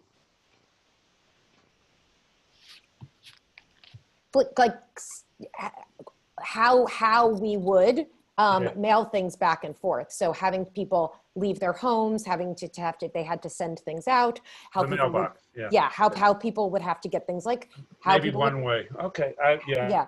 Yeah. So we were sending things one way to students, but then I think having devices be accessible to students, we thought that they would be doing things digitally at this time. Having a learning management, having our Google Classroom set up would be a more viable long-term solution than regularly having to send out packets of work. And then just the other piece, like so many principals mentioned, that it was a pretty quick turnaround time that we had. So sending things out, given the quick turnaround time, would have been a little bit trickier. So we thought depending on this length that we would be doing this, having the opportunity to digitally continue to share materials would be a more viable solution. Yeah, we sent out art supplies to about 400 of our participants. That's what, thank you. And so that might be one idea that you might want to look into. Mm-hmm. To engaging kids in certain things like that. And it wasn't that hard. It wasn't that expensive. Mm-hmm. Thank you. Okay. Okay. We have a question. And I had Sorry, Katie, you had another thing? I was just going to say answer Mr. Townley's question before I was able to get an answer. And it was actually, I learned something new tonight, just because the recs aren't under our purview, and I've just been involved in them peripherally with some things, but it's not just first responders, like we all know doctors, nurses, firefighters, police are involved, but it's also open to food, restaurant staff, including delivery staff, delivery logistics workers, including UPS, FedEx, etc., grocery store workers, people in our criminal justice who are supporting our criminal justice system. Right. So it is broader than I think we've extended it more recently. Yeah, thank you, Katie. No problem. That was a great question, and now I have that information. And we will share that. Patricia? Yeah, there's a question in the Q&A from Robert McGraw. This is for the principals and teachers. How can we incorporate more one-to-one feedback from teachers to help keep the kids motivated on digital learning? Who wants to grab that? Mm-hmm. All right. Maggie, unmute yourself. Well, he's a 41 parent. Kelly, do you want to take it? Just to quickly just say, you can start, Maggie. Teachers are providing feedback through different schools, different classrooms, different things are happening. So it's not, obviously it's not uniform. But one thing that parents need to know is that we have to work really hard sometimes to get kids to be motivated in the classroom too. Mm-hmm. It's not like when they're at school and it's time for reading, they're just like, they open up their book and then like, I'm doing it, I'm reading. Oh, it's time for writing. Yes, it's a lot of work. And so one of the things I think the parents are seeing is we encounter this at home too. And so I guess if you're having a particular issue with one of your children or your child, that may be a conversation to have with the teacher, because he or she may know some things that help to get your kid motivated. Feedback can be one thing. an opportunity to share work with other people, maybe another way that motivates kids. But it's not uncommon. This is not specific to remote learning. It's just you're dealing with it now because they're at home. Okay. Kelly? I think just to add on to that, the other thing that we've been thinking about as we're 8 weeks into this is where were teachers spending their time. And so as you're in constant sort of catch-up mode, you start to move away from that and you begin to think, where is the time being allotted each week? And so if you want to provide feedback to keep making sure that students have that feedback that they need, you also need to think about where does your time get spent? And so if you're doing live teaching, what's the feedback that comes from there? And then if you're doing videos, what are the opportunities for students to be engaged in that, and what would be the feedback there? And some of it is in writing, but one of the challenges that we are constantly considering, how to emulate what was in the classroom, and much easier when you're there one-on-one and you can lean over to a child as you're doing a writing lesson or a math lesson and say, hey, did you think about this, or did you think about this? And so that's something that we continue to think about as a faculty, and look for additional ways if we continue remote learning, what will be the best ways to provide those supports to students. And I agree with Maggie also. I think we think about it in from the perspective of what students just become really necessary, who need that additional support, and you're still going to need to find ways to lean into them. And one last thing I want to add about the conversations that have been happening. An interesting thing that we've discovered, and it's a positive for a few students, but it's been really interesting to think about what it would mean in the future for some of our students who have significant anxiety that they deal with on a daily basis in school. It's been interesting to note that the anxiety has decreased where they're participating in deeper ways through remote learning. And so that's just something that was interesting for us to be able to see. Certainly wonderful for those few students who found a way to be more comfortable interacting without having some of the other anxiety that they were dealing with on a daily basis. I just wanted to mention that because I think it's something for us to think about when we go back to the school building. How are we, again, looking at the individual needs of our students, and what works for one student doesn't necessarily work for the next student.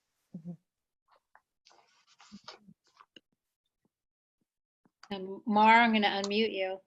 Sorry. We have a question from Ian Funk, and then we'll take a question from CB4 member Josephine Ishman. Okay. Ian, you should be on the screen. Maybe let me unmute you. Unmute. Hello? Yep, Ian. Hi, thank you for having this meeting. My daughter goes to PS 276. I just wanted to know, I know this is the big question, when do they decide if the schools are going to be open in September? And the other thing is, how do they decide if a kid is able to move to the next grade, if they've hit the curriculum that they need to be able to do that?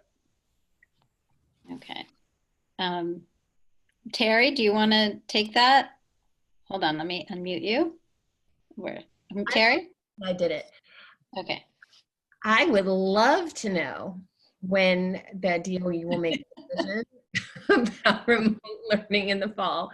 Right now, everybody, the principals and the teachers are all focusing on getting good instruction happening right now, but we're all also looking forward towards September and thinking, if we're in school and everybody's in school, this is what we'll do.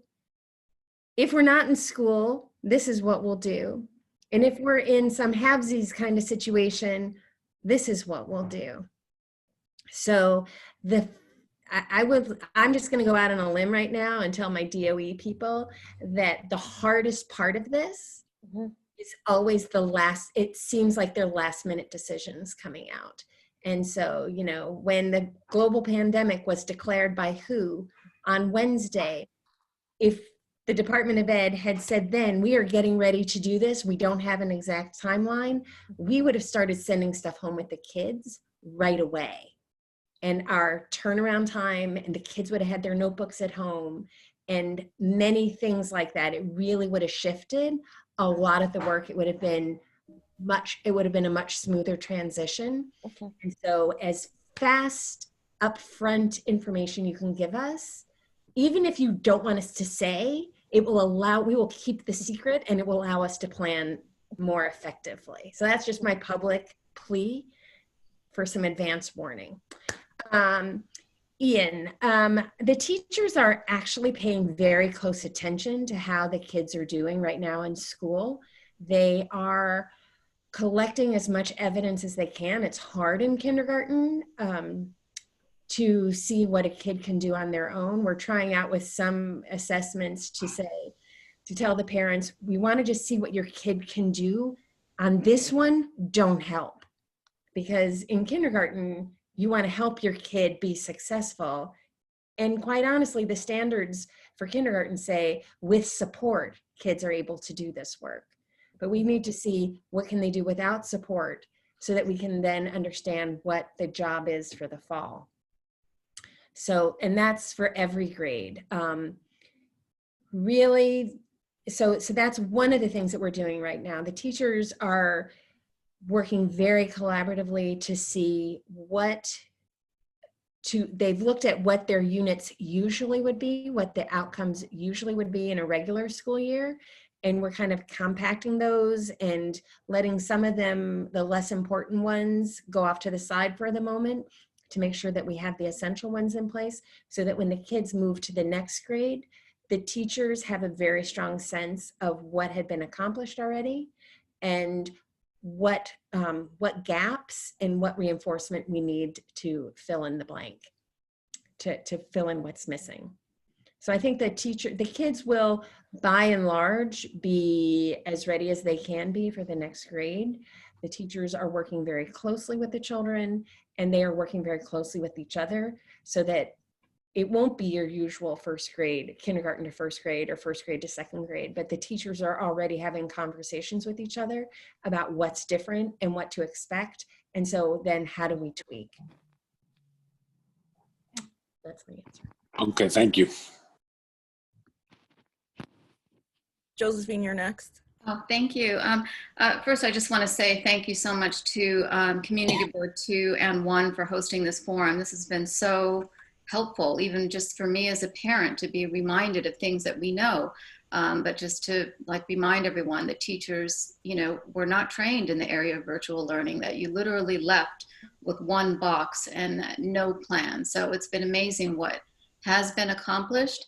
So, but what I'm hearing though is that, when we're thinking in terms of next year and the possibility of continuing remote learning, are principals hearing anything district-wide about professional development for teachers in terms of virtual learning, or a district-wide plan at this point? We know that there was really no time for a plan, but as the last principal stated that, now we have the time, now's the time to make one. So are you hearing anything from a district-wide level to help you all make a plan? I'm happy to jump in, or if you guys want to hear I'd love to hear what you're hearing. So we, and in my past life, I taught out. Am I on mute? No. No, we can hear you. Okay. In my past life, I taught elementary school, and I had a principal who said, referencing something different, but I think has been applicable to this, and I've found myself saying it at times, that as quick as we can, as slow as we must. And so I think, we had to work really quickly to get this up and running, but now I think we do have a moment to stop and to think, and what are our next steps going to be? I am sorry that we do, my level, we do not have an answer about what the fall will look like at this point.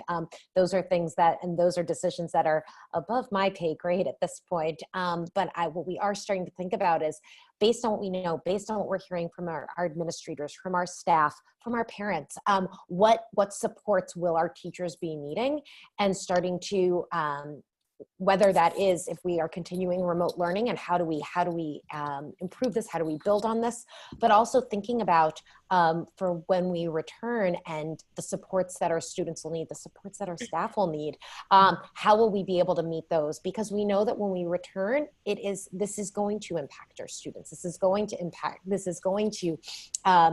to look different. And so thinking about yes, definitely thinking about what professional development we'll need, and how we're going to meet the needs of our staff and our students to make sure they have what they need.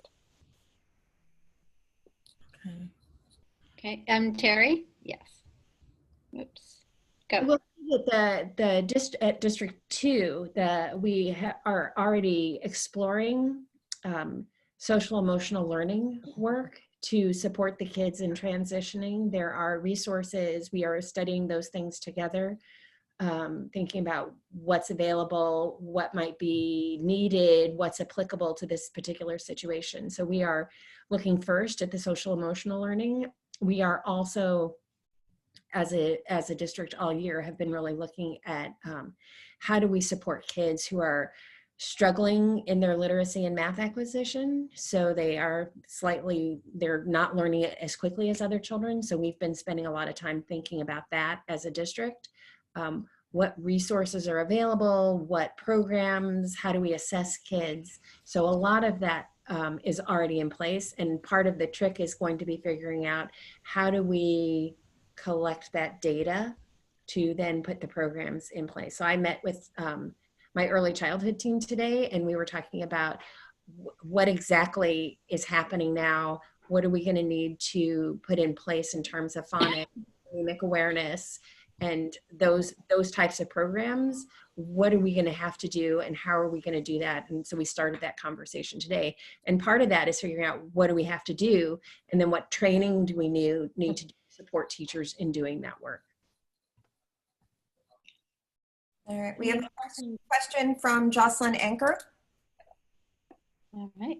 Jocelyn? Hi, actually, Josephine asked one of my questions, so thank you, Josephine. I think you and I are kindred spirits in another life. Question about just the rest of this academic year. Is there any talk of extending the year, and or is there any talk of offering some kind of programs over the summer? Okay. Katie, we're going to send that to you. Had a feeling. So part of what we came out with our grading policy, which was definitely an exercise in hearing from stakeholders and getting information and trying to find a middle ground when there were so many different perspectives on it. But one of the things we felt really strongly about for the grading policy was having a way to identify students who may need more support, or who have not,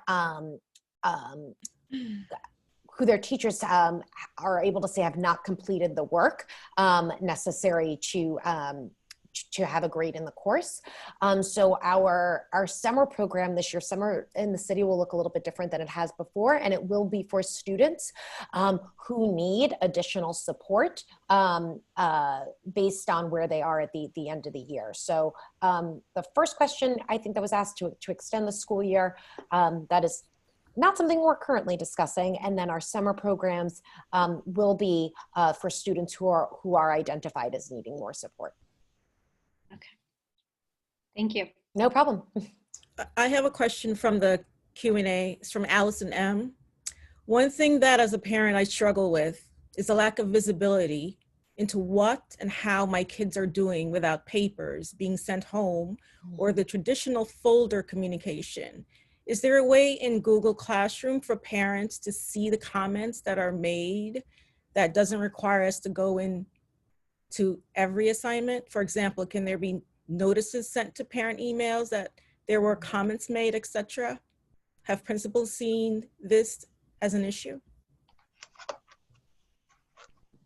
Who wants to grab that? Okay, Maggie. Maggie. Maggie and then Jackie. I'll address that a little bit. I don't have the technological answer to the Google Classroom.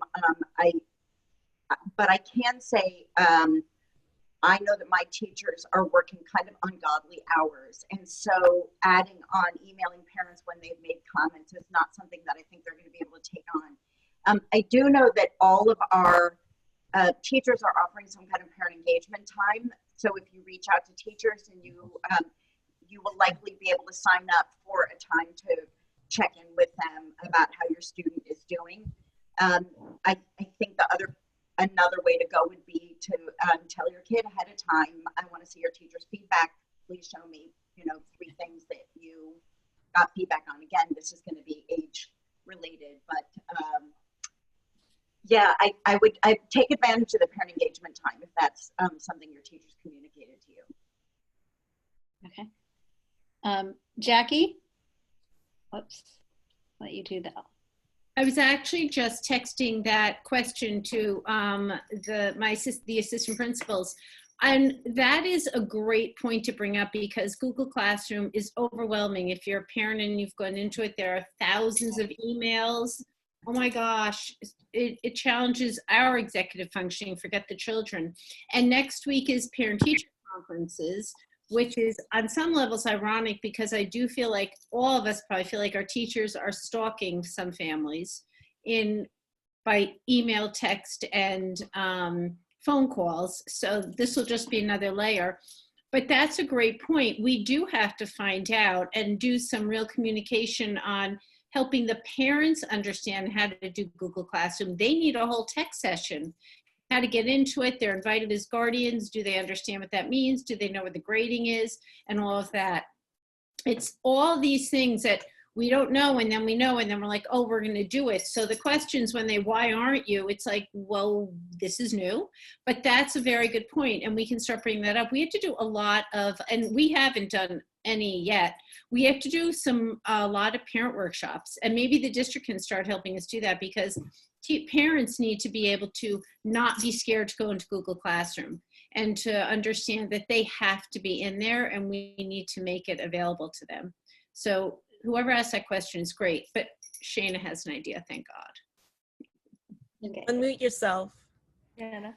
I don't have an idea. I think it's a really great question because the reality with Google Classroom is that what the kids see and what the teachers see are totally different.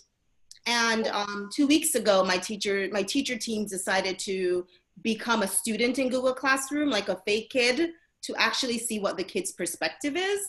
But it will be really interesting for a parent to actually share with us, like, when they sign up for the summaries, exactly what do they see? What do they get? And then what additional information that teachers can actually give. I love the idea of reaching out during like parent engagement and asking a parent like what's happening with my child. And we do have at our school, we have like advisors. So the advisor is a person who the parent can reach out to. And at the end of every week, we do inform parents if a child is not completing an assignment. But what we're not doing is telling a parent how a child is doing overall, right? Every child is doing overall. And it will be great if somewhere in Google, we can actually have that information being shared. That's a good question. I don't know if, go for it, Kelly. Kelly wants it. Unmute yourself. Thank you. Thank you. So one thing I wanted to share about the technology piece, I think the idea around workshops for families will be really critical and a resource that has been really helpful. I just would love to see maybe the DOE think about how to elevate it out so all schools know about it. I just happened to land on the New York City Schools Tech page. They are a wealth of information. They have tons of workshops that are offered for educators. We've had to sort of mine through them and figure out how to get people onto them. But I think that then speaks back to what Josephine was referring to is how are we forward planning in terms of putting these pieces together?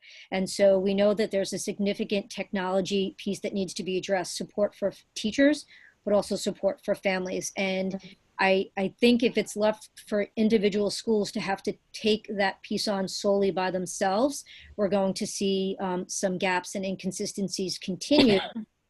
I can speak from my school. We don't have a tech expert. What we have is amazing teachers who some of them feel very comfortable with technology and have kind of pushed the rest of us and have supported one another. However, that's a support that definitely needs to be looked at for the fall. And then in terms of navigating Google Classroom and feedback, again, I think it goes to how easy is the site to manage. And so a takeaway that we've looked forward to when we go into the fall, if we're going to do remote learning, we also know that we have to have one platform for families. So we created this from scratch. We gave the flexibility. The challenge in the flexibility is it doesn't make it as easy for families to navigate. And so moving forward, when you talk about a district plan or a citywide plan, really advocating that in each school, maybe it may not be for every school in the district because of varying needs, that one platform is utilized so families with multiple children in the school do not have to navigate different sites in order to access information. Okay. I want to jump in here. We can take maybe one or two more questions. I do want to say Institute has its annual gala tonight. His son is performing, and I know they're very involved at PS 130. So we want to let him go because that event started 1 minute ago, but since it's Zoom. I just want to thank you guys so much. Like, one thing I'm learning is that crisis creates opportunities, and what a partnership this has become in bringing us all together. And parents, now you're like our co-teachers, like Maggie said in the very beginning, and the feedback that we're getting is so important. So let's just keep this conversation going, and wishing you guys all the best, and thank you for your patience and understanding. Okay. Have a good night, everyone. Thank you. So I think we just have one more. Let's see. Do we have? I know we have other questions here. I'm going to ask. There was one question about, helping families at home, because we all know our kids hate having us at work as helping them as teachers. And so, how do we help that? How do we help with those transitions? And then the question is, how do we reduce optional assignments? Because sometimes it's hard to fake that. And then if anyone wants to answer that, I do have some DOE resources on the home situation. I'm going to post those. Does anyone want to take on that? No. No. Sherry. I'll let you in. We do have one of the professional learning resources we were given, I think from the city, was a program called Modern Classroom, and it's about blended learning. And we kind of took the class really quickly. And one of the big takeaways was, again, a reinforcement of stuff that we already knew. I liked the language better, and that there are always some things that all the kids must do. There are some of the things that the kids should do, and there are a few of the things that the kids should aspire to do. And when we took spring break to recalibrate, we went from crisis remote learning to remote learning 2.0, where we tried to think about what did we learn these first 2.5 weeks, and how do we settle in for the long haul. And so we really did a lot of work around these different kinds of professional learning modules that were available to us, and thought about what are the things the kids must do. These are just like the bare bones minimum. And for some kids, that is all they can manage to get done for any number of reasons. And when we switched to this model, parents, the feedback we got was by and large, thank you. The kids said, thank you. I feel like I have my life back. I'm less stressed. I can manage this. I can get my work done. So the kids have their must-dos. They really should do the should-dos.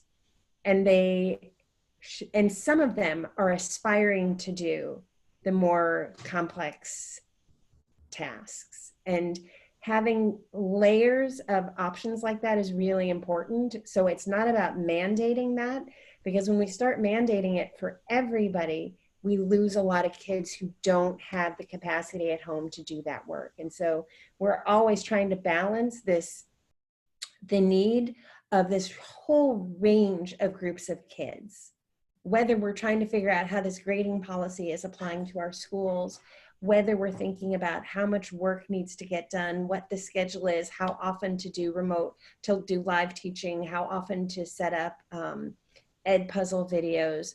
All of that is really trying to really find a sweet spot balance between the kids who are really struggling in this environment and the kids for whom this environment is really working. And so it's not about getting rid of optional. It's about helping the kids understand that it's not really optional. It's what you should aspire to do. And I think that the language is important. You know, Terry, while you're on that, I wanted to jump in, and there are a couple questions that have popped in, and it was on our original question for you guys about kids with learning differences. And I think, you know, as I ask you this question, and you know, maybe a few of you could chime in on what your observations have been in terms of those ICT kids, and then, you know, lead us into our last question, which could be, you know, in your answers. If you don't feel as though you have what you need, one of the things we were all curious about, you know, when it comes to what you've heard from parents tonight about, you know, their desire for live learning, that Maggie was really pointed out the difference between structure and live learning, which I think has given me anyway a lot to think about. But as they ask you for these things and they make their observations, and we see these questions from parents of kids with learning differences, what don't you have that you could use? You know, is it technology? Is it guidance counselors? Is it more hands? Is it, you know, what additional resources could you use if we are looking at a more long-term situation with remote learning to help those kids? And, you know, both what you have now, what can you do, and what would be your wish list to be able to do even more? So I think one of the things that's been really interesting is this platform called Edpuzzle. It's the teachers take their slideshows and they upload them and they do voiceovers and they insert questions through the video type thing that turned the end result. And what is really interesting about Edpuzzle is you can go back in and you can see how the kids do on the final quiz for the lesson, but you can also see how, so they say a kid gets a 10% on their final quiz. You can see that they logged on, they watched the first 2 seconds, and then they jumped to the end. And then you can see that kids who scored 90% on the quiz got stopped and re-watched chunks of the video as they went along. So you can say, oh, this part they watched 4 times, and this part they watched 6 times. And so it's a real interesting data point. And we're finding that kids with, some of our kids with IEPs who have figured out how to use Edpuzzle and these videos in a way that allows them to go back and watch the components of the video that they didn't understand over and over again, and they're actually doing much better in school as a result. We are also finding that the kids who, and I think, did Kelly, your face has moved around, so I'm not sure who said it anymore, but somebody said something about the kids who are quiet are participating. And there are kids who really struggle getting work done in school because they're so distracted by their peers. And, you know, it's always the show, like it's my show. I'm going to be the class clown. I just need to tell my friend this one thing. And so being at home has allowed them to actually focus much better. So there's different ways that kids with different learning profiles are doing well in remote learning, in different ways that they're really struggling. So I think that is one data point that's really interesting to think about when we think about what we're learning and how it's working for kids with students with different learning profiles. And then what from this can then we take back to school in the fall, whether we're in the building or not in the building. Because I think there are a lot of things that we're learning that we can take into the back end of the building with us. What was your other question? Resources that we need? And we could really use some time with teachers to process and plan. We could really use a chunk of time, like the 2 days in September are going to be insufficient. That's going to be a little bit like, it's going to be a little bit like the very beginning, like that 3 days we had, only it's even less than that. And we don't know the kids, and we don't have class routines to draw upon. So any extra time that we can have with teachers, I think teachers would appreciate the extra time. And I know I, as an administrator, would appreciate the extra time to really reflect on what has happened so far, and then think about where we are in the fall and how do we plan forward. So I think that's a cheap one. That's inexpensive in these budgetary crises, is to give us some time. That's great. Thanks.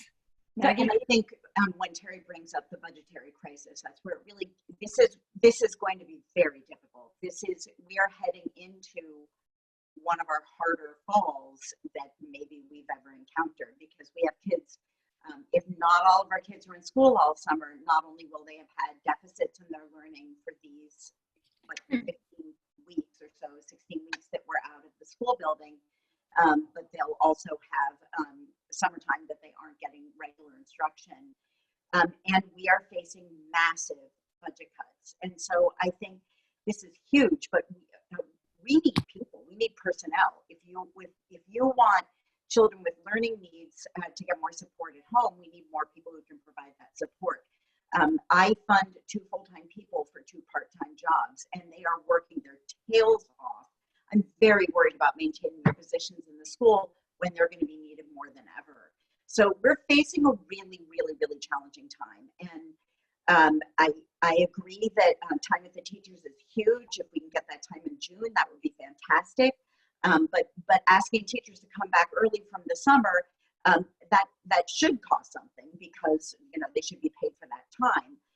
And right now, going into a budget crisis, I'm feeling nervous about that. I'm also feeling worried about the return of the devices that we gave out. We loaned out most of our laptops and iPads for students to use. We got them into their hands as soon as school ended. I don't really expect we're going to see many of them in great shape at the end of this remote learning time.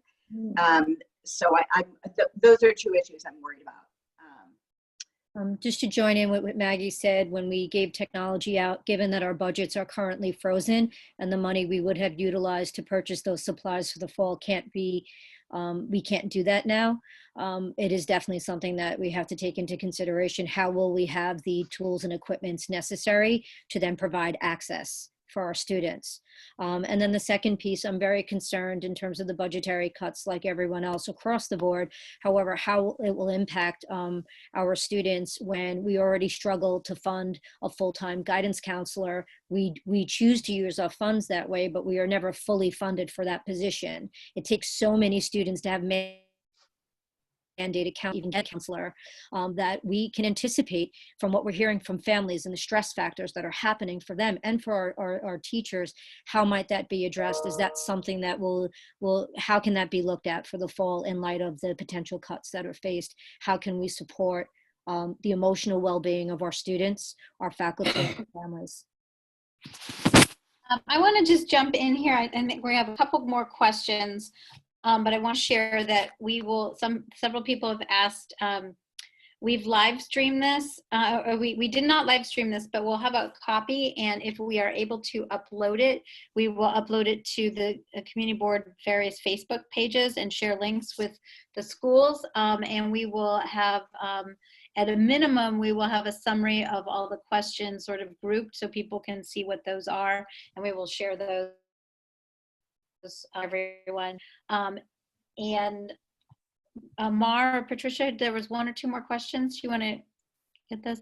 And I can just ask, we're almost winding down. So if somebody has a question, just shoot it out in like 15, 20 seconds. Okay. Should we go to the ones that have raised their hands? Yeah, Ken. Ken, you're on the screen. If you're there, you can unmute yourself. I'll unmute you. He's not unmuted. Okay. All right, then go to Ian. Okay. No, Ken's on. Okay, Ken. Hi. As a parent of 3 kids in the public school system, 7th grade, 3rd grade, and 1st grade, this is probably for the DOE. Is there any kind of standard or guideline about daily interaction with teachers to students? Should they be checking in once a day, twice a day, 3 times a day? Is there any uniform standard, or is it up to all the schools to kind of develop their own? And let me just phrase that as like, and going forward, what are the best guidelines? Because I think we really want to focus on the future. Yep. Exactly. Thank you.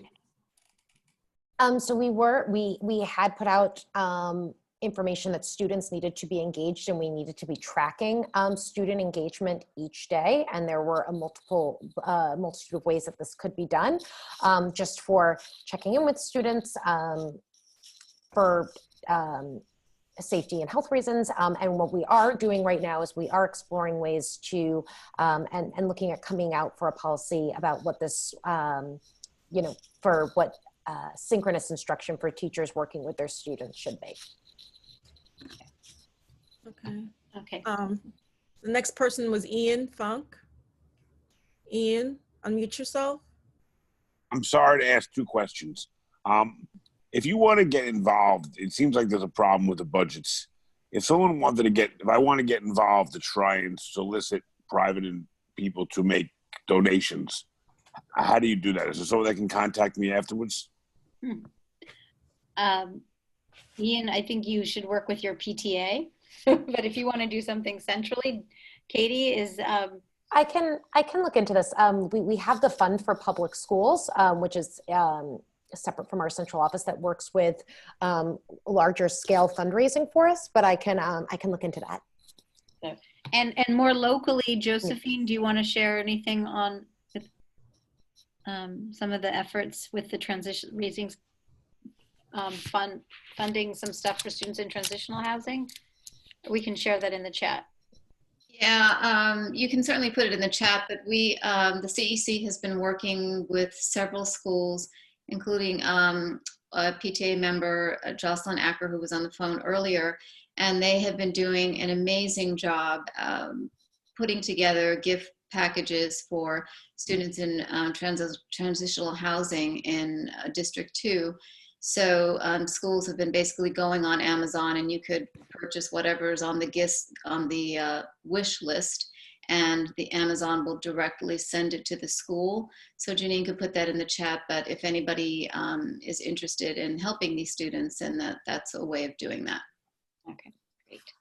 I just wanted to flag one thing. There had been a couple of questions in the chat box about iPads not working, and I had put in the answered. I had answered just a couple of them, so I just want to make sure people who had put in those questions saw the answers. That we have both a technical support form for our families, and I put that link in there, as well as we have a number for Apple that families could call for Apple Care, excuse me, and a specific DOE pin that we can use, because we just want to make sure those are up and running if you've received one. Okay, thank you. Thank you. I don't think we have any more raised hands. I want to just jump in. I'll turn it over to Trisha. I mean, thank you. I really want to thank all of our principals and the DOE for coming here tonight, because, so you never know what kind of questions you're going to get, and your willingness to really share what you need and what you want. We're hearing from parents. They want more synchronous instruction, but we're also hearing that the DOE is going to be coming out with some policies on a lot of things that parents and teachers want to hear. All the schools are worried about budget cuts, so money. We need to replenish tech resources and get more tech resources and training for teachers and students and families, and I'm sure there's a lot more things. Tricia? Yes, so thank you. A very heartfelt thanks for your time tonight. I know I learned a lot, and so I'm assuming everybody else did as well. And I think I've continued to see questions about that desire for more synchronous learning as well. But, I think what we can all do is for me, I know that, going directly to our principals and talking to them about our experiences, I think what we've all seen tonight is how open you all are and how dedicated you are to your families and to your kids. To hear you speak specifically about, what you see, I think has been very moving.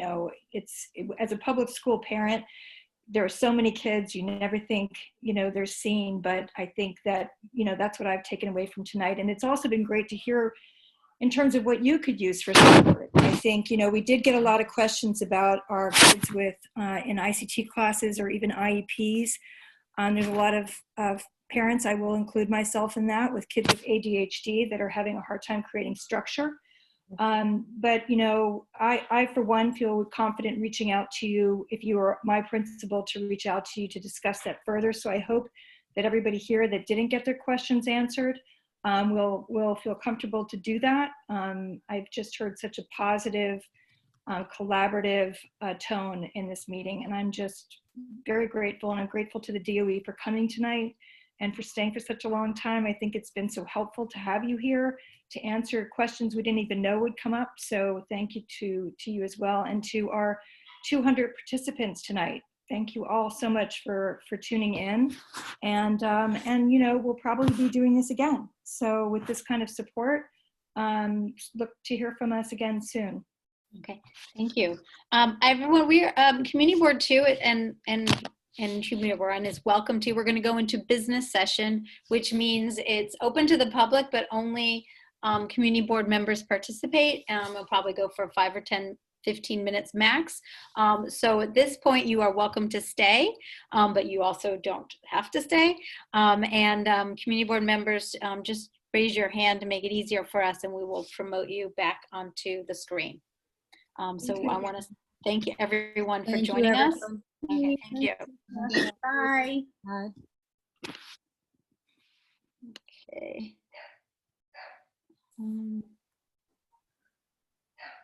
Let me. I'm going to log out. Jennifer had messaged me, and so I was just going to wait for her to be promoted back to a panelist so I could message her back. It wasn't letting me do that in the chat, the function. Then, well, we'll have to, can you have her, if you want to be promoted, if you could just raise your hand, because then you'll go to the top and we'll see you faster, because there's still a lot of participants on here. Okay.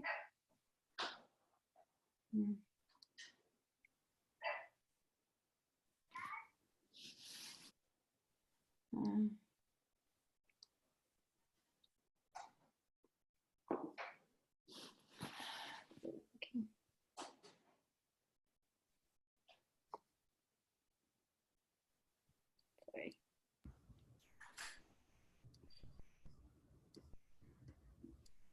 It's a little slow. Sorry about this. So give us just a moment. We also have Eric Botcher here from Speaker Johnson's office. Eric, thank you for joining us. I'm gonna, if you want to say anything.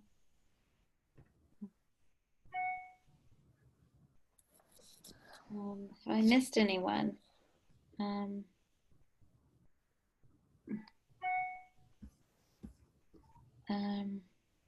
still looking. I don't see anyone. Okay. We also have Christopher Marte. Thank you for joining us. He's our state committee man. We have Jessica Harvey, a PS3 principal teacher and with the UFT. Did we miss anyone? I think we have everyone who is still on. Sister, is this CB1 or am I free to go eat my dinner? It's both. It's both of our committees. We're just going to have some discussion about. Oh, all right, okay. But you can turn your video off and eat your dinner if you would like. No, I cooked it great tonight. You guys should see this thing. I am not getting a great dinner tonight. I'll send it digitally. Thank you. I want to thank everyone for joining. This was probably the biggest Zoom call we have done in terms of number of participants, and gets a little unwieldy, but we had amazing speakers tonight. Community Board 1 had a couple resolutions that I think makes sense for CB2. One is supporting continued after-school funding. I have not shared these with the full committee yet, and I'd like to, maybe share those with you guys. But basically, I would propose that we pass probably a narrower version, because we, in support of continuing funding after-school programs that we fought so hard to get at 75 Morton.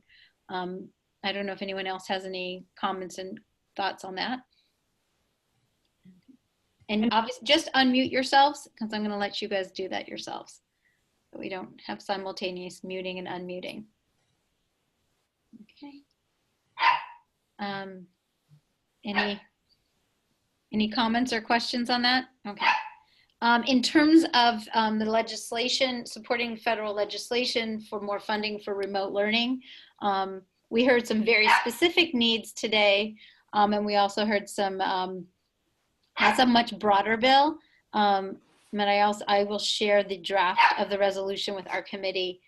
Does anyone have any specific concerns or questions on that? But we can vote,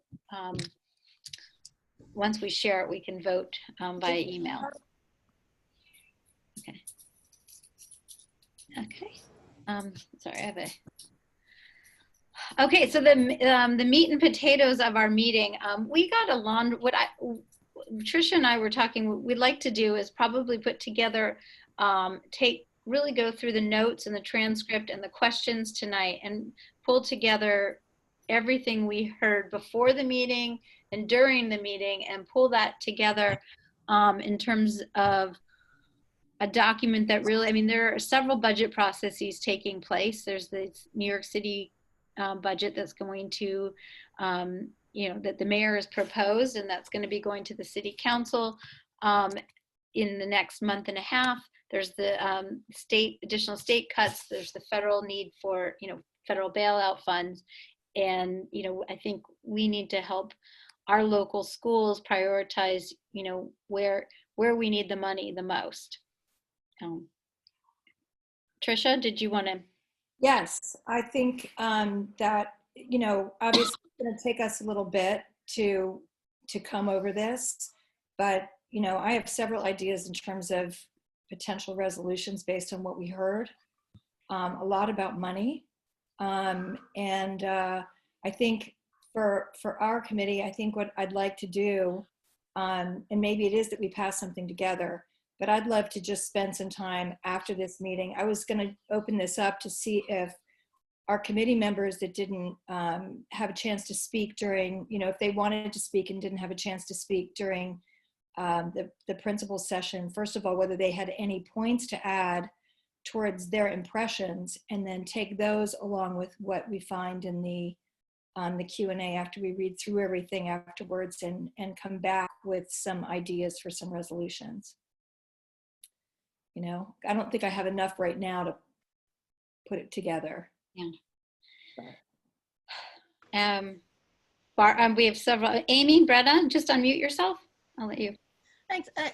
Maybe we don't have an answer tonight, but I think we're all aware that there will be budget cuts, and pretty severe budget cuts, no matter what happens with the next CARE Act 2 or whatever. And I don't know if this is the time. It might be too early to do this, but are we considering ranking? These are the most important thing we need to be funded. This is the second, this is the third, this is the fourth, because the truth is there's either going to be cuts across the board and everything will be cut some, or some things will be cut and other things will be saved. So I don't know if this is the right time to talk about that. Not tonight. I mean, is it the right time to be creating resolutions about this, or do we need to wait? I think it's a good time to start reaching out to the schools in our communities and having those conversations quietly. I mean, I've heard enough conversations. Speaker Corey Johnson spoke to the 75 Morton parents yesterday, and Patricia and Mar and I participated on that call. And I mean, at this point, it's, there's still a negotiation dance. So I wouldn't want to, it sounds like there's still a negotiation going on. Is it going to be DOE Central? We love the DOE people who are on this call tonight. Or is it going to be at the schools? And, you don't want to see, I think the answer is yes, but not today, or not this month. Right. I think along with the other one that came up earlier today in terms of Bill Gates getting involved with crafting our way forward with Cuomo, I think those two items are just going to take some time and consideration. And I do think that the budget cuts are, when you look at the programs that are being put up to cut, it's just completely untenable. So I have to think that it's almost being done to force these conversations sooner rather than later. Some of them involve summer programming.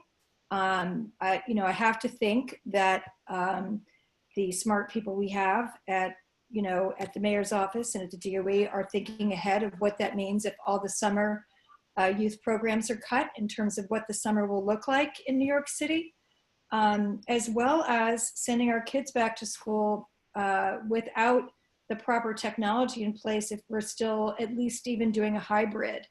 And so I think over the next 30 days, I'm just talking out loud to my committee here, over the next 30 days, I think what I would love to do is recap this wonderful meeting, let it all digest, go over, like I said, go over all the things that we haven't even been able to read yet, and look at those things and see also if the city comes back with anything, because it is pretty fresh in terms of these programs that they're proposing be cut, so that maybe they will have remediated them by June.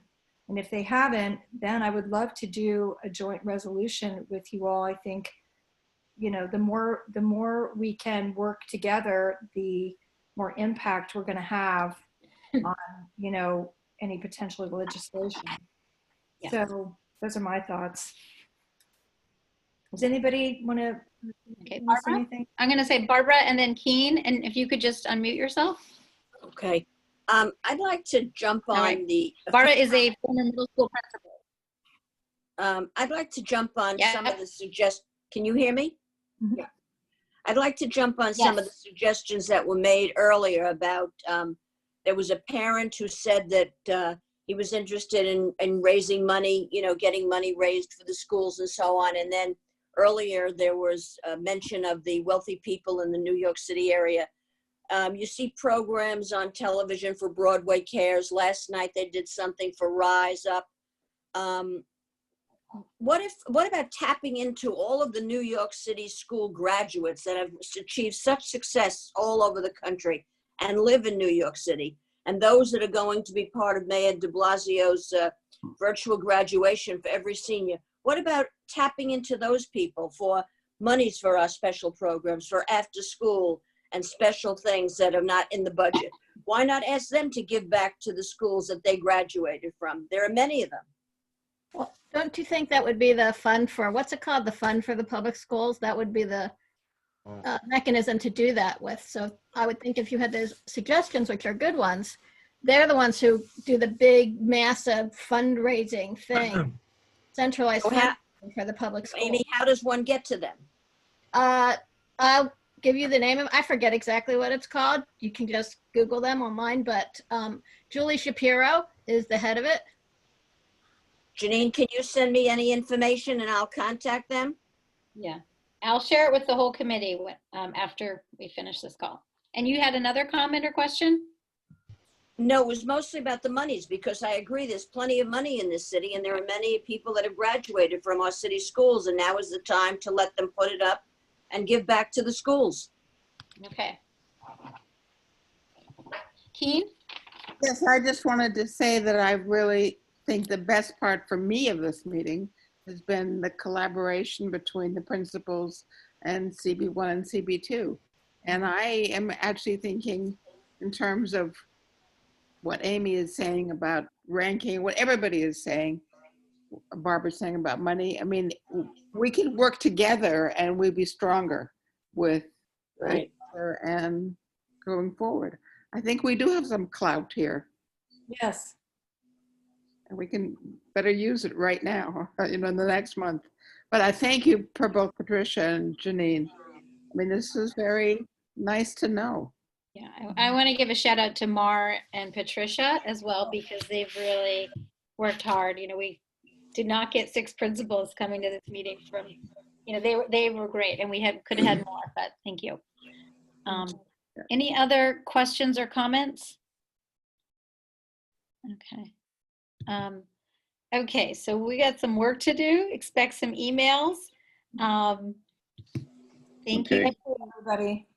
Thank you for staying on. Good night, everybody. Good night. Good Thank night. you for putting Stay this safe. together. Thank you, I know everyone. it took a lot of hard work. Thank you so much. Thank you. Okay. Thank you. It was a great meeting. Good work.